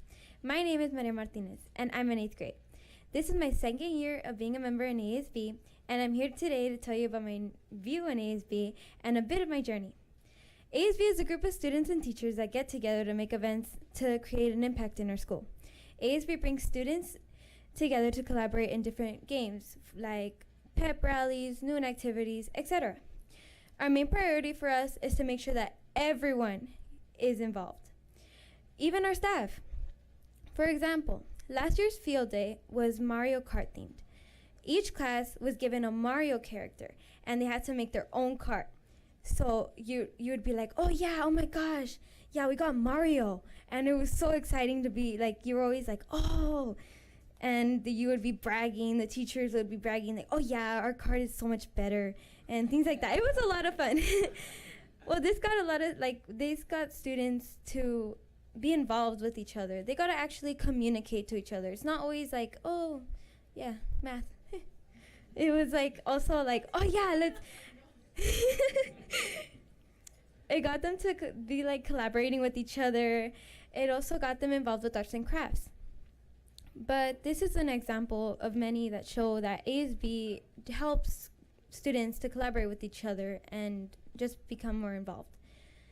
ASB strives to always be inclusive, even within our ASB members. In ASB, we're a proud, diverse, tiny community that represents our school fully. We try our very best to include every single person in our school so we can make a bigger change in our school. How does ASB impact me? And how has ASB helped me grow? ASB has allowed me to meet many different people that I thought I would never meet.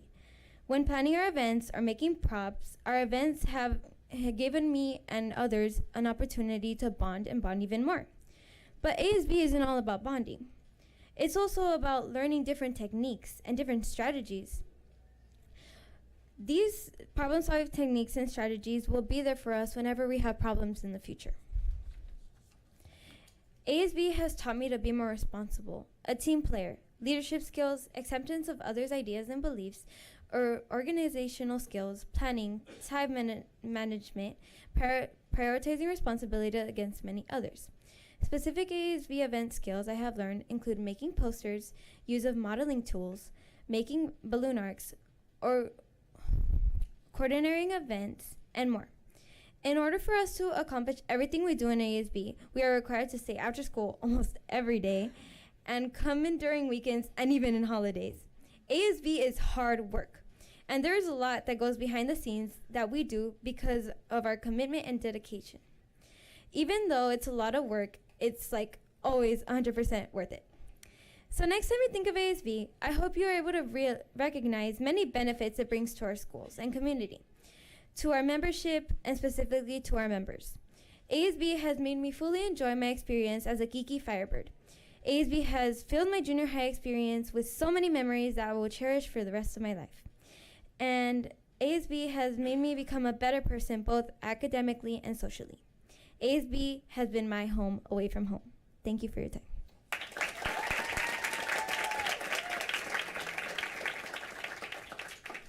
All right, and with that, we're gonna share a little video that was put together by Joaquin and Johnny.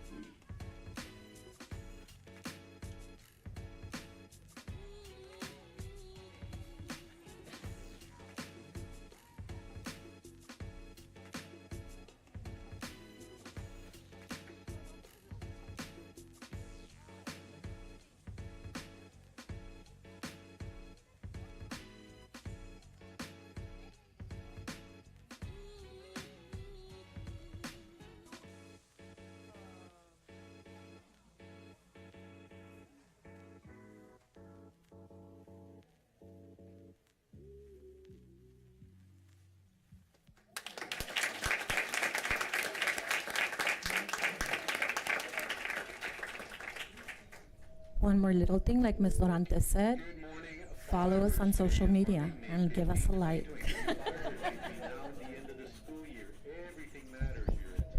We're getting to the point of wrapping up, and you just can't.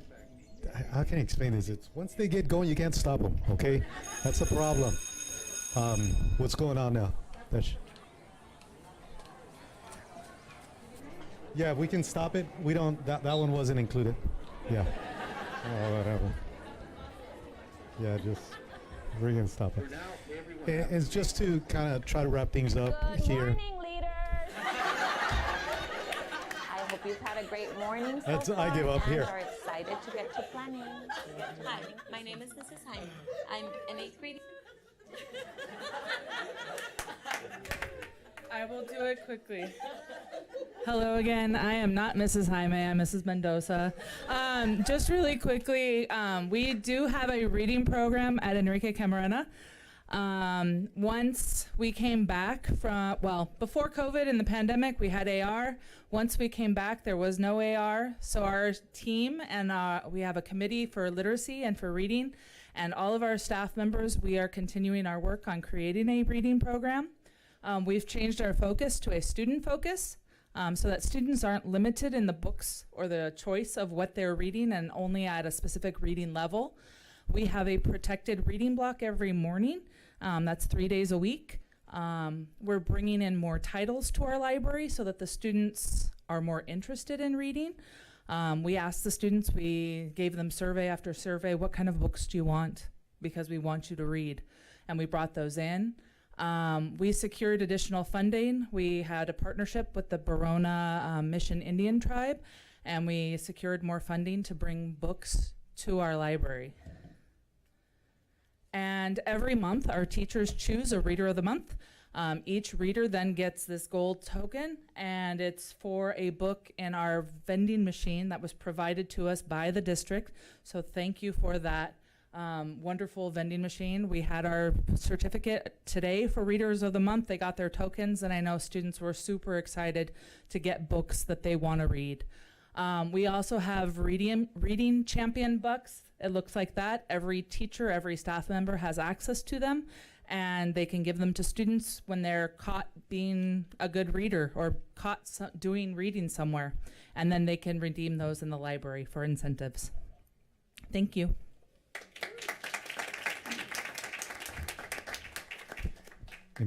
Okay, so to try to wrap things up in terms of our school presentation, again, thank you so much for giving us the time to showcase for our students.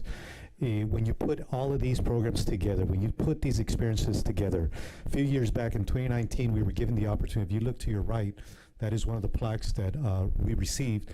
Enrique Camarena Junior High School was recognized as a high-performing middle school in 2019. In 2024, we were asked to resubmit, and we compiled basically I don't know, the story, right? Our story. We submitted, and again, we were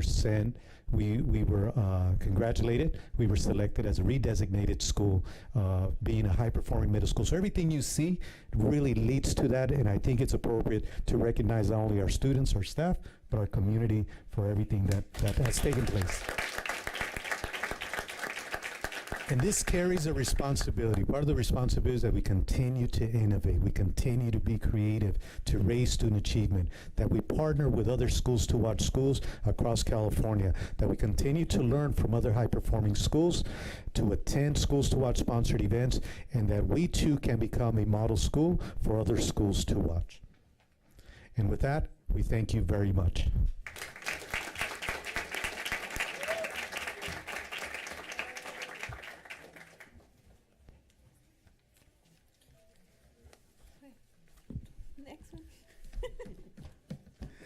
Thank you, Madam President. Board members, I'm not sure if you have any comments or thoughts you'd like to share at this point regarding the presentation. I do. It's a beautiful presentation. This is the first junior high that presents. I love it, the energy of the students, the energy of the staff. Thank you so much for this presentation. Blown away.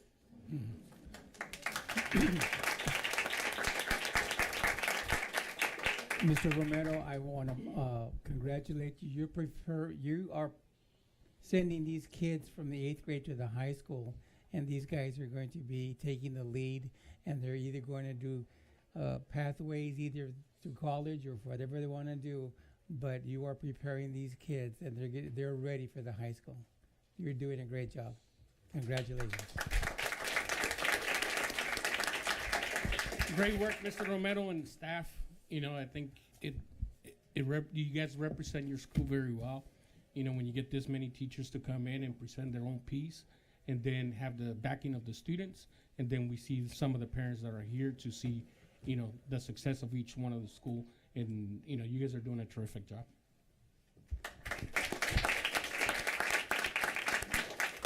Well, thank you all for sharing here. I was just blown away, just the way ASB came up here and how eloquently you guys spoke. Speaks volumes not only for your ASB instructor, but what's being taught out there at Enrique Camarena. This is just, it's amazing. I've just got chills and stuff like that, because I know when my kids went through there, and it's just night and, I mean, you guys are just, I mean, it's unspeakable. I'm excited to see what the future holds for you guys, because, I mean, what I went through in the notebooks, what you guys are doing out there, Derek, how you just memorized that out of, I mean, I thought you were reading something. I had to look a couple of times, and you weren't. It just came, you know, it was photographic memory. I was just like, man, great, amazing work, Mr. Romero, staff. Thank you guys so much for everything you guys do with our students. Thank you. Mr. Romero, teachers, students, parents, congratulations. I've been here since 2014, and by far this has been the best presentation I've had. So here's the golden ticket.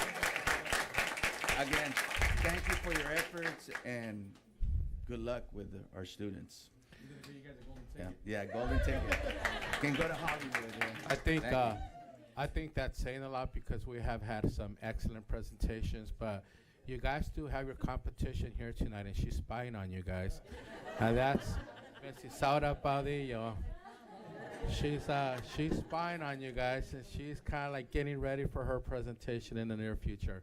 But I just want to echo what the board said, and thank you so much. You guys brought up the word passion, and I think that so much in life could be done better if we're just passionate about what we're doing.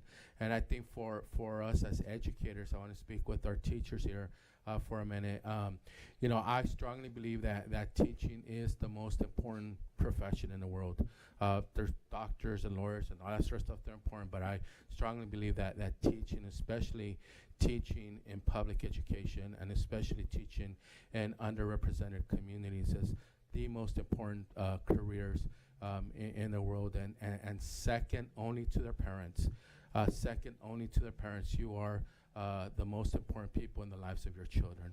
Of course, first is the parents, and yes, I know there's grandma and grandpa and tío and tía and stuff like that, but in so many ways, I strongly believe that second to their parents, you are the most important persons in the lives of your children. So thank you for that dedication. Thank you for using the word passion. You know, one of the few perks I think I have as a superintendent is being able to set the theme for the year, and thank you for using the whole child, every child, all of the time. I think if we stick to that, and we always remember here that we're here for the whole child, we're here for every child, and we're here for every child, the whole child, all of the time. There's just, sky's going to be the limit for Calexico Unified School District, and I think you guys are one role model, one example of Calexico Unified School District. There's a lot of great things going on out there. All our schools are there's got this new competitive edge. They want to be the best. They want to do great, and I know that we're going to get there. Each school and collectively as a school district. So thank you to our teachers, our administrators. Thank you, students. You guys just grand slam, hit it out of the ballpark. You guys just rocked it tonight. You guys were amazing. Continue that spirit, continue that motivation, that enthusiasm, continue that passion. Sí se puede. Our parents, thank you so much. Muchas gracias por estar aquí con nosotros ahora. Thank you for joining us. Thank you for being here. Thank you for your support of your children, and thank you for your support of your teachers and your school. And I know that there's so many folks that work behind the scenes. They're the folks that I say they don't get the limelight, but our secretaries, our nutrition service workers, our custodians, a lot of our folks that are not in the classroom, they're not imparting that curriculum instruction, that teaching and learning, but they're also doing an equally critical work to make a lot of this possible too. So to the whole entire Kiki Camarena, Enrique Camarena school community, thank you for all of your good work, but there's a lot more work to be done. All right, we can't settle, we can't be satisfied. There's so much more work to do, so let's do it and let's get it done. Thank you very much.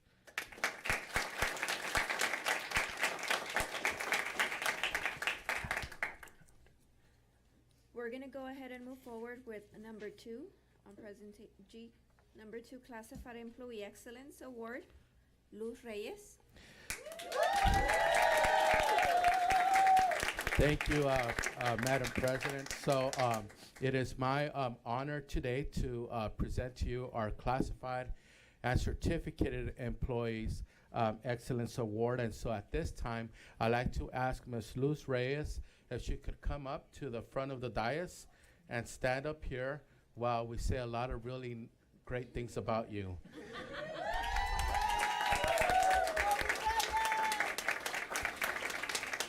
Ms. Reyes has a positive impact on our school. She goes beyond to help and support everyone at the school site. She is a hardworking, responsible, reliable, and dedicated individual who is truly a team player. Ms. Reyes makes sure that of all the events and activities at the site are a true success, and without a doubt, her commitment to collaboration with the staff and students is to be commended. One of the greatest motivations in her is her children. She loves to cook and travel. Ms. Reyes wants to let everyone know that she enjoys coming to work every day and feels fortunate to work at Enrique Camarena Junior High School with this incredible team. Our Classified Employee Excellence Award, Ms. Luz Reyes.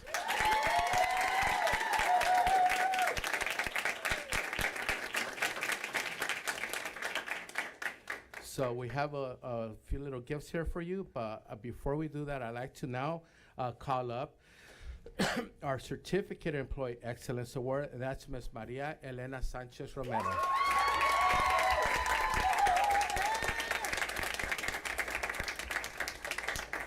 So Ms. Maria Elena Sanchez Romero has been teaching for 18 years in a variety of different classes, from math to ELA to ELD, and even at the elementary school level. She has impacted many students and influenced all who she comes in contact with. She is a hardworking, responsible, reliable, and dedicated individual who is truly a team player. She takes every assignment and committee with a smile on her face. One of the greatest motivations is her children. She loves to spend time with her family, traveling and attending sporting events. Ms. Sanchez Romero truly represents excellence in education.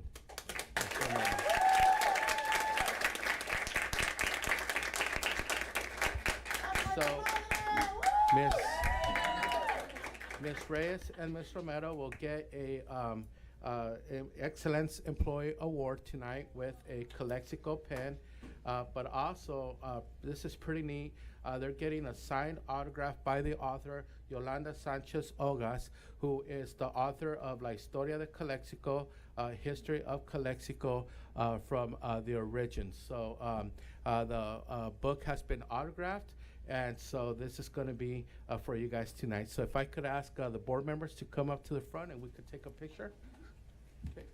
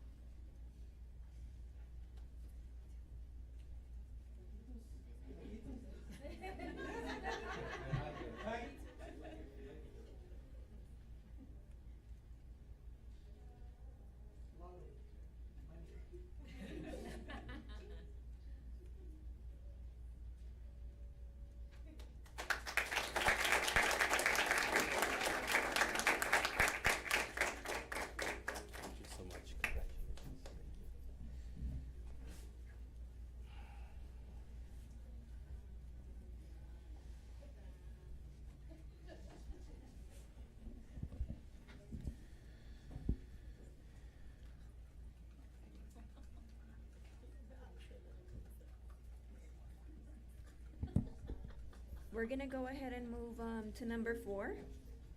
Enrique Camarena Junior High School Outstanding Students. Mr. Jimenez. Thank you so much, Madam President. At this time, I'd like to ask both of our students to come up to the dais, and that would be Ms. Jimena Delgado and Mr. Oscar Gomez.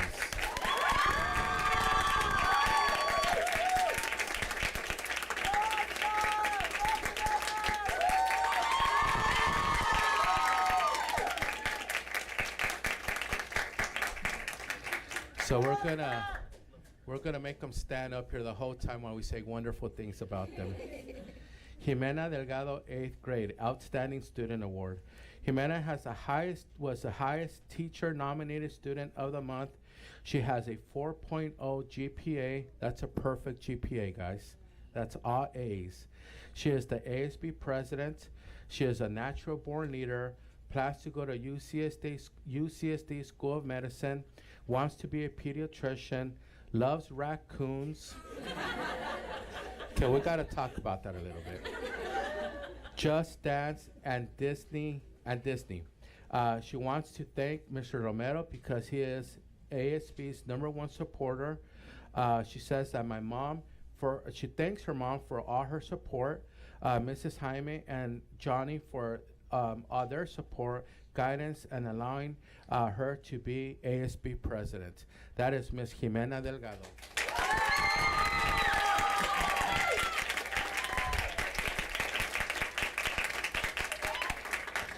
And next we have Mr. Oscar Gomez, 8th grade.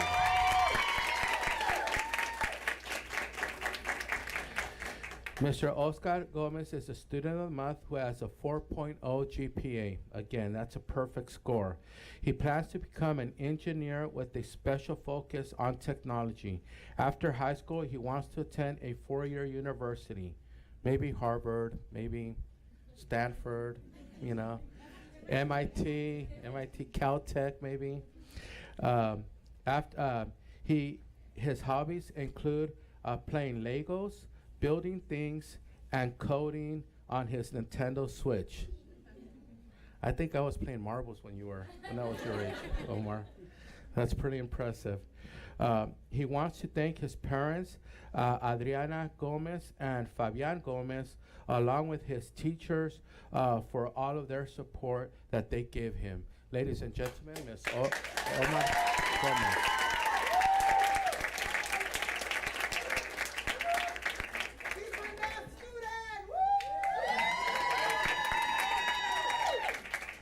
So Omar and Jimena will also be getting the Outstanding Student Award. They will also be getting the signed autograph book, Historia de Calexico. It's both in Spanish and English, so they could practice both their Spanish and English skills. And they will also be getting a personalized, customized polo shirt that has their name, and it says Outstanding Student Award.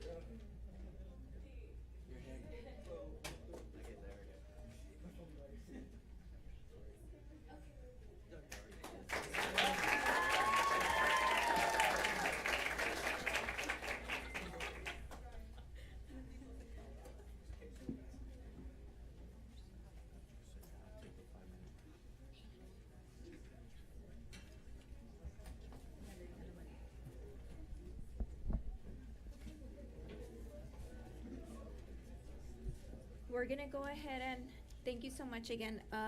We're gonna go ahead and take a 5-minute break. You guys are welcome to stay, but out there we're gonna have some snacks.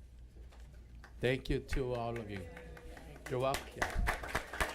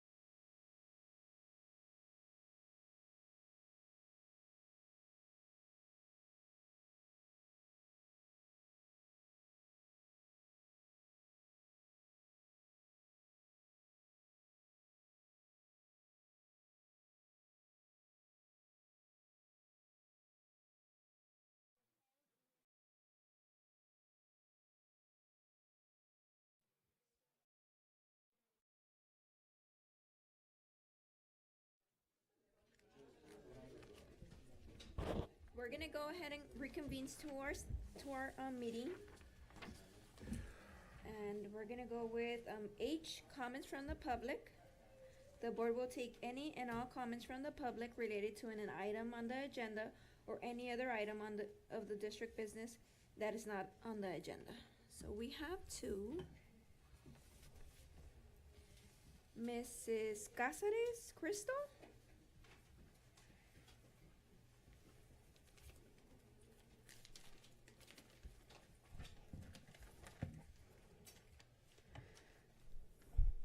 Yeah. Okay. Good evening, trustees, district administration, and members of the public. I'd like to address the recent transfers occurring at Calexico High School. The district is laying off 6 classified clerical positions and moving CHS office staff without considering the ramifications that this is causing. The affected employees' workloads and job duties are changing. These changes are not only affecting these employees being moved, but also impacting the offices that are losing them. As someone who has worked at Calexico High School, I have seen firsthand how much work goes into ensuring the school runs smoothly and efficiently. Employees go above and beyond their job duties to serve students. I am aware that student enrollment has gone down, but let me assure you that the volume of work has not decreased. Office staff are already at their capacity, working full-time and often staying after hours and putting in extra hours of their own time to complete their tasks. Many employees work during their lunch and rarely take breaks. The offices are too busy to be left unattended, and with fewer employees and added workloads, the same level of attention and service that is currently provided will not be able to continue for students and parents. Employees who have already mastered their job duties are being transferred to completely different departments without adequate training. I'd like to reiterate that moving clerical staff without proper training can lead to inefficiency, errors, and frustration. Without adequate training, employees may struggle to adapt to new tasks, workflows, or systems, resulting in decreased productivity and increased mistakes. In addition, frequent reassignments can erode morale and job satisfaction, impacting overall team cohesion and employee retention. The district is stating that it is due to a lack of work, but I'm sure that this is not true because there is a lot of work at the high school. They also state that it is due to a lack of funds, yet the district recently opened an accounting supervisor position and hired a school safety director. Please take action by not laying off these positions and sending much needed clerical help to the high school to avoid our students being impacted by changes. CSEA is against all of these changes and the layoffs and does not condone the impact that the changes are having on our unit members. Thank you. Thank you, Mrs. Cáceres. We're gonna go with Mr. Gabriel Herrera.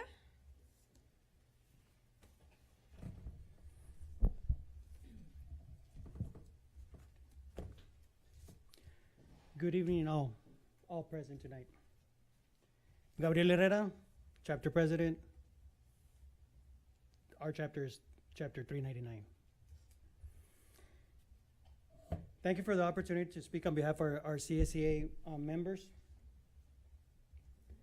Tonight on your agenda, on letter K, item 11, resolution of governing board of Calexico Unified School District regarding classified layoffs. Paragraph number 4, now therefore be it resolved by the governing board of the Calexico Unified School District as follows, that the classified services set forth below shall be reduced or discontinued at the conclusion of the 2023-2024 school year. So tonight I humbly come requesting to take a pause. There is time. CSEA is open for dialogue. We can't make these changes without affecting and impacting the services for our kids, students, and staff.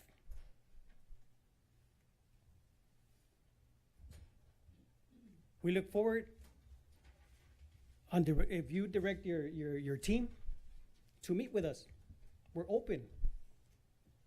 Let's have a discussion to see how it would be possible to continue providing these services without creating a situation at the high school. These changes are happening at the high school. Right now, we still have time. We have time.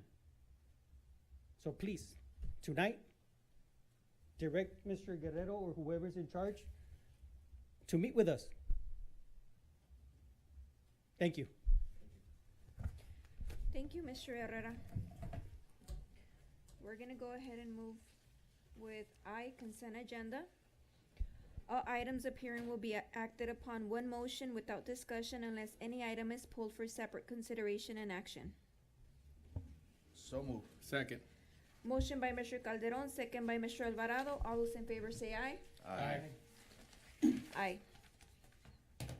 J, informational items. Number 1, superintendent's report. Thank you, Madam President. I am very excited to share with the board tonight that for the first time in school history for Calexico High School, our varsity girls soccer team made it to the CIF championship final game. Today, as we're having this meeting, our girls were playing in San Diego against La Jolla Country Day School. Staff was keeping me posted as we were going through, have been in this meeting. Unfortunately, in the last few minutes of the game, it was tied. We were down 0-1. We went up 1-1, and just in the last few minutes of the game, the La Jolla scored and won the game.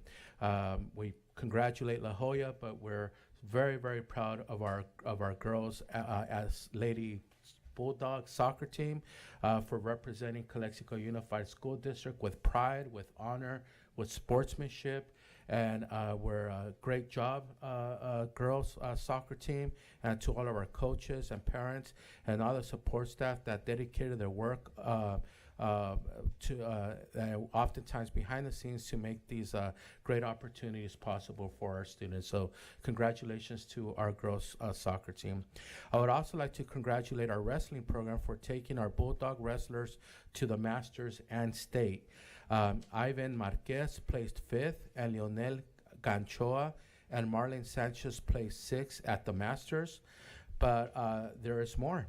We are also extremely excited to report that Leslie Angel placed at the Masters, and today, I don't have an update on her, but today she was actually in LA battling for state finals.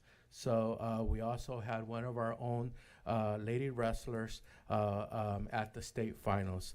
So congratulations to our Bulldog wrestlers. We are proud of your accomplishments. I would also like to recognize our boys soccer team, whom this year made it to the CIF quarterfinals, and our boys and girls basketball teams, whom this year made it to our the first round of CIF playoffs. So congratulations to our winter sports for representing Calexico. It takes a lot of hard work, dedication, and commitment, a lot of sacrifice to make it to the CIF playoffs. And so thank you to all of our coaches, our parents, and our student athletes for that commitment. Lastly, but certainly not least, I want to recognize and acknowledge our Aurora High School staff. Over the past several months, our principal, Mr. Frank Ariola, along with dedicated Aurora High School staff members, particularly our WASC teacher lead, Ms. Carmen Moncada, have worked hard on Aurora High School WASC accreditation. We have been informed that we have successfully been granted a 3-year WASC accreditation. I must also recognize Mr. Dennis Price and Ms. Brisa Price for working as a district office resource for Aurora High School throughout the accreditation process, assisting from the application writing to the WASC school visits and anything that was needed to make this possible. Thank you to everyone who came together in this endeavor. Because of you, our students at Aurora High School are attending a state of California accredited high school. So the minute that we got this news that our Aurora High School got the state of California accreditation, I wrote back in an email and said, great job, guys. Now it's time that we accredit our adult school. So we're in the process of getting that done as well. Madam President, Board of Trustees, that concludes my report for tonight. Thank you, Mr. Jimenez. We're gonna move on to number 2, ROP Committee. Yes, good evening, and thank you for joining us tonight. I only have one comment.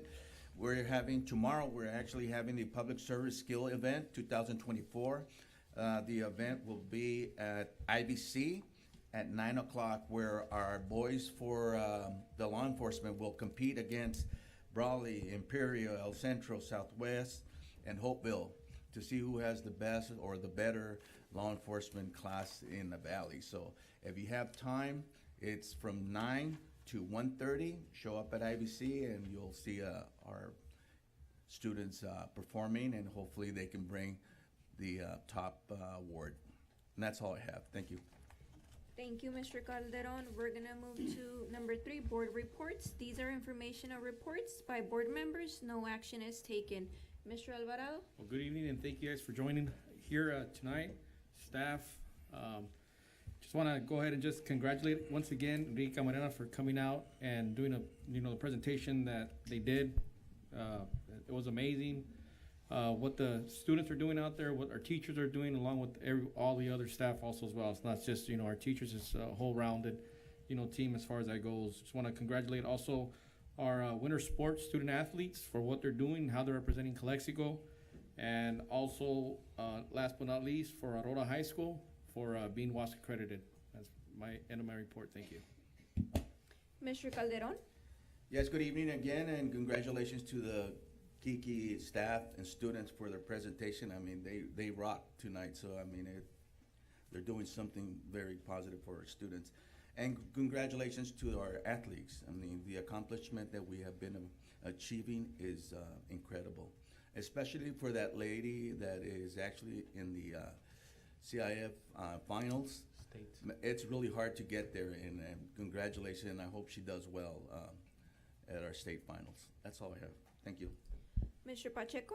I just want to remind the board that we haven't had our board workshop for setting goals and making sure that we get back on track on that and make sure that we get together as a board and come up with a plan for the year.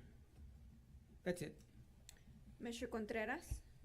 Just want to echo what everybody else said about the awards and the Kiki Camarena presentation.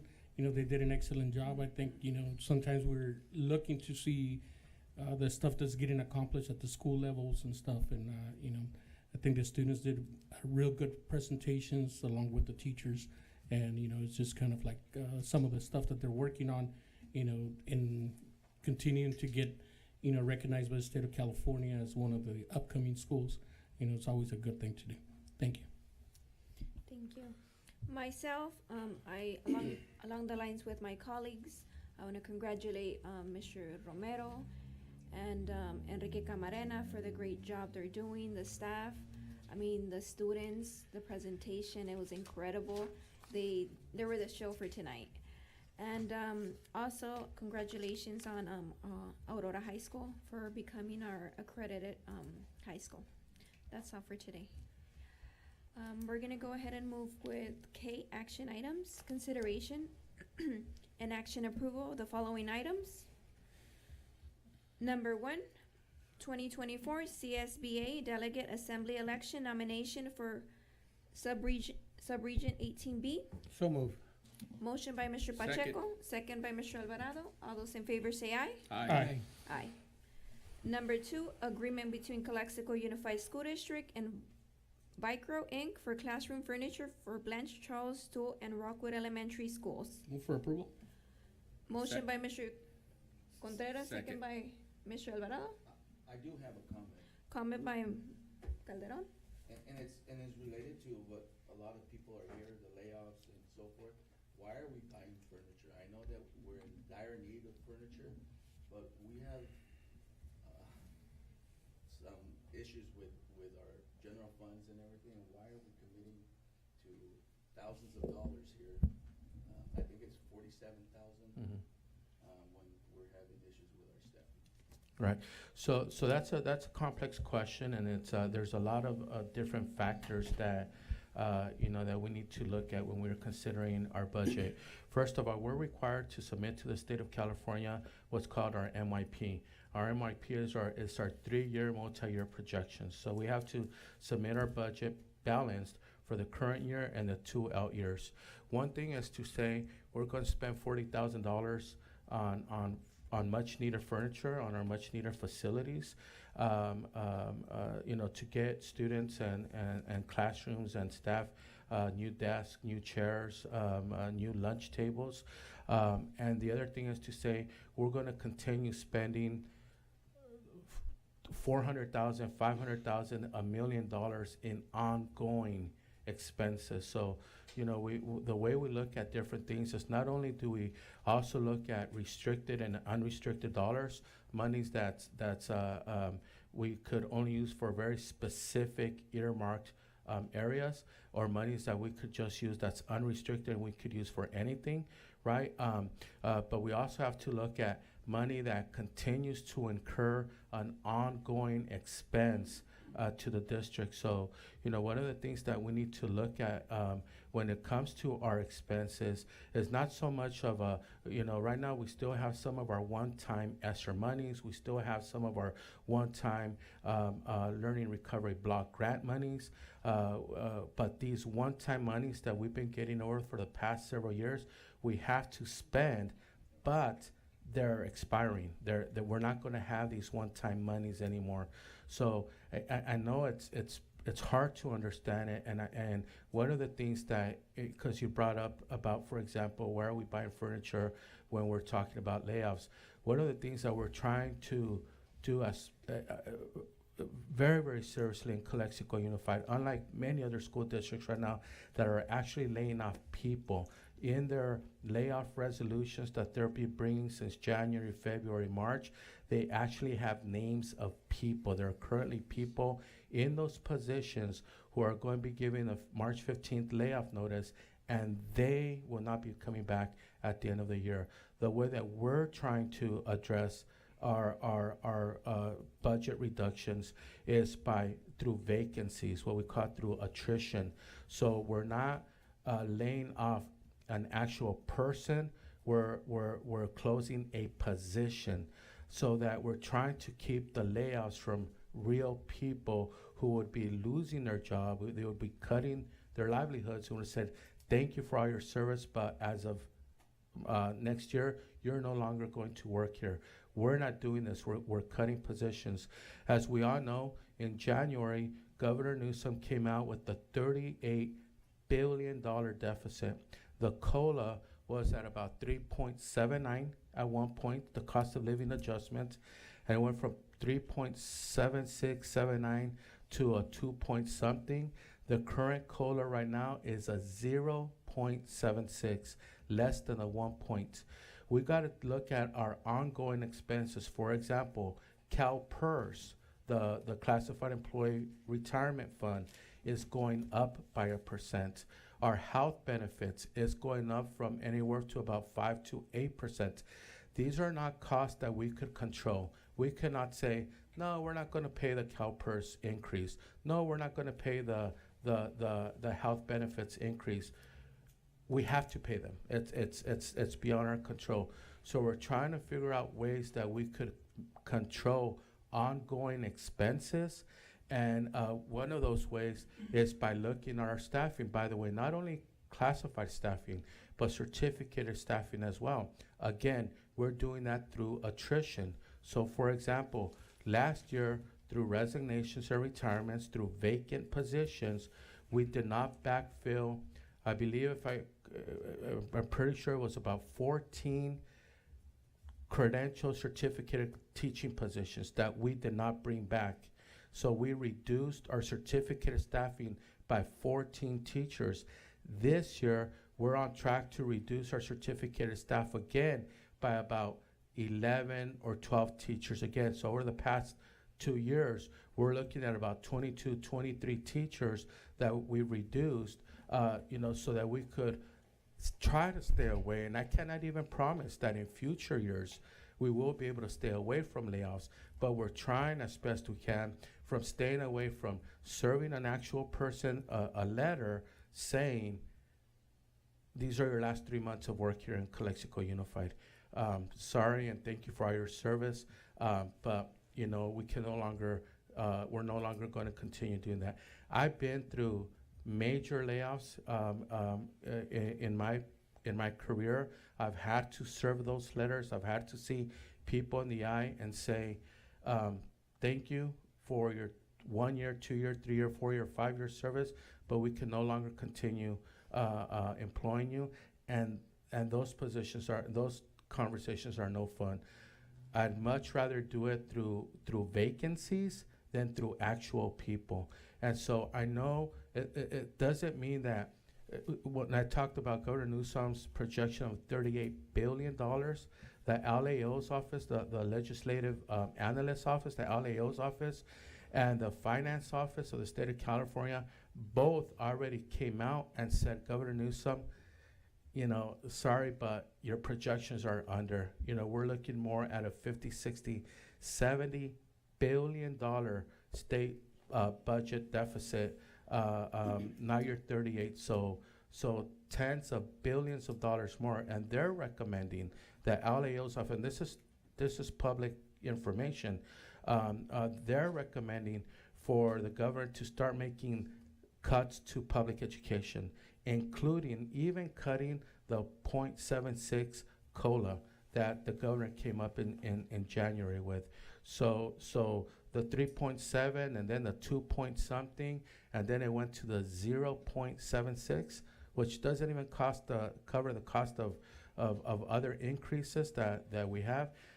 They're even saying you got to cut the 0.76 COLA. So I know they're not easy decisions, but this could be a lot worse when you're looking at somebody in the face and they're relying on their livelihood to pay the bills, to make a living, and you're telling them, because we did not plan correctly, because we did not make the tough decisions we needed to make 2 years ago, a year ago, now we're going to have to really start laying people off. So there will be board items for, there are classified positions that we are filling. There are certificated positions that we're filling. There are management positions that we're filling. There are furniture that we have to buy. There are things that we have to do, but it's just the type of purchases are not the same.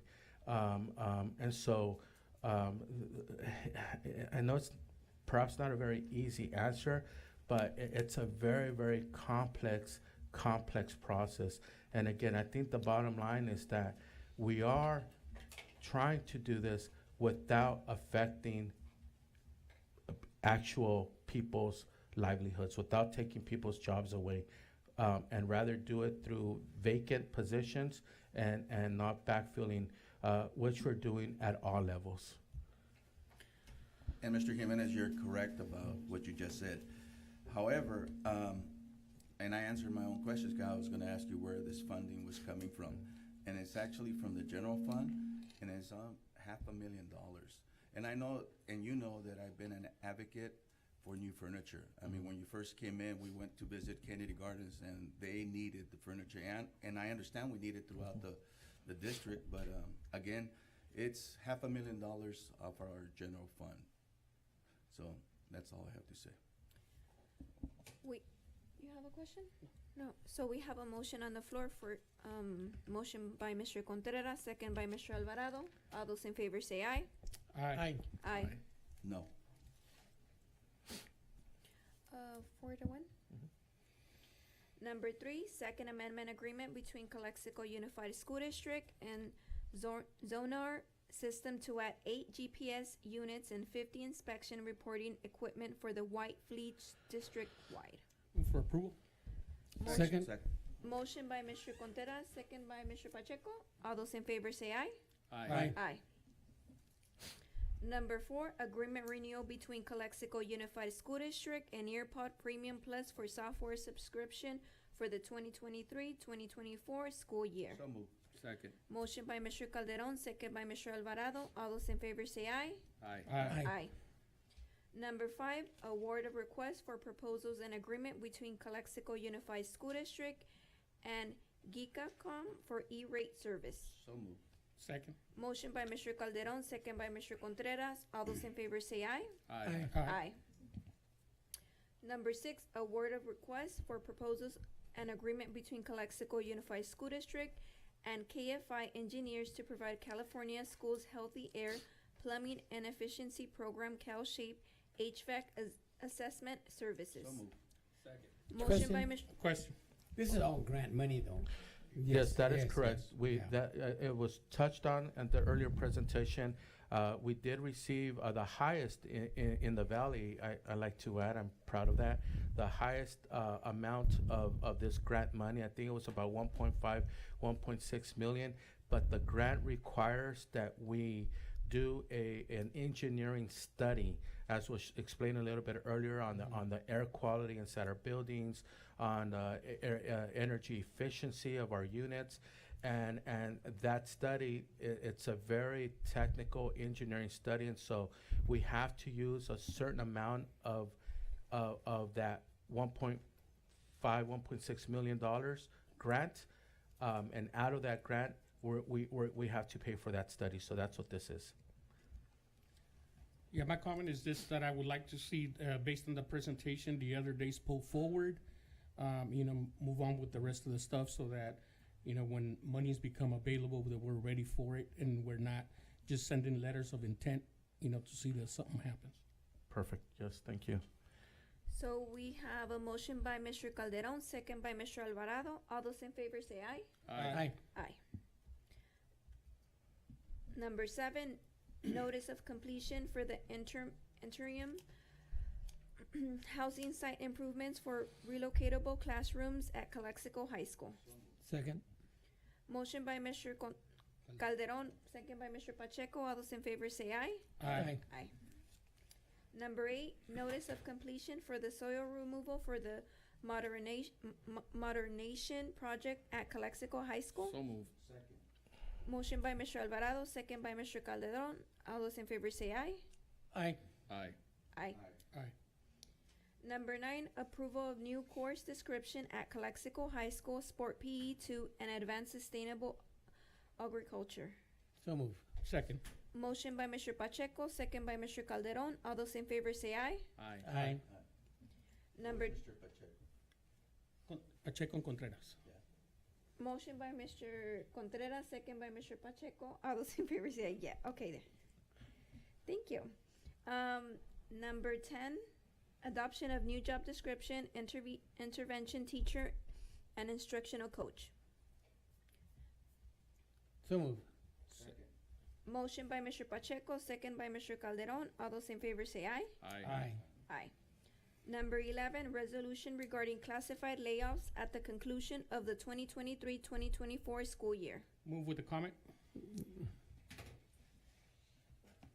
And I'll second it. Just my comment is that while this is a resolution regarding the classified layoffs at the conclusion of 2023-2024, that this is a reduction of the current and vacant unfilled positions with the understanding that this is being done at this time as a preventative measure that eliminates the reduction of current staff. No one's losing a job. Correct. With this. They're vacant positions, correct? These are all vacant positions. Call a question. So motion by Mr. Contreras, second by Mr. Alvarado. All those in favor say aye. Aye. Aye.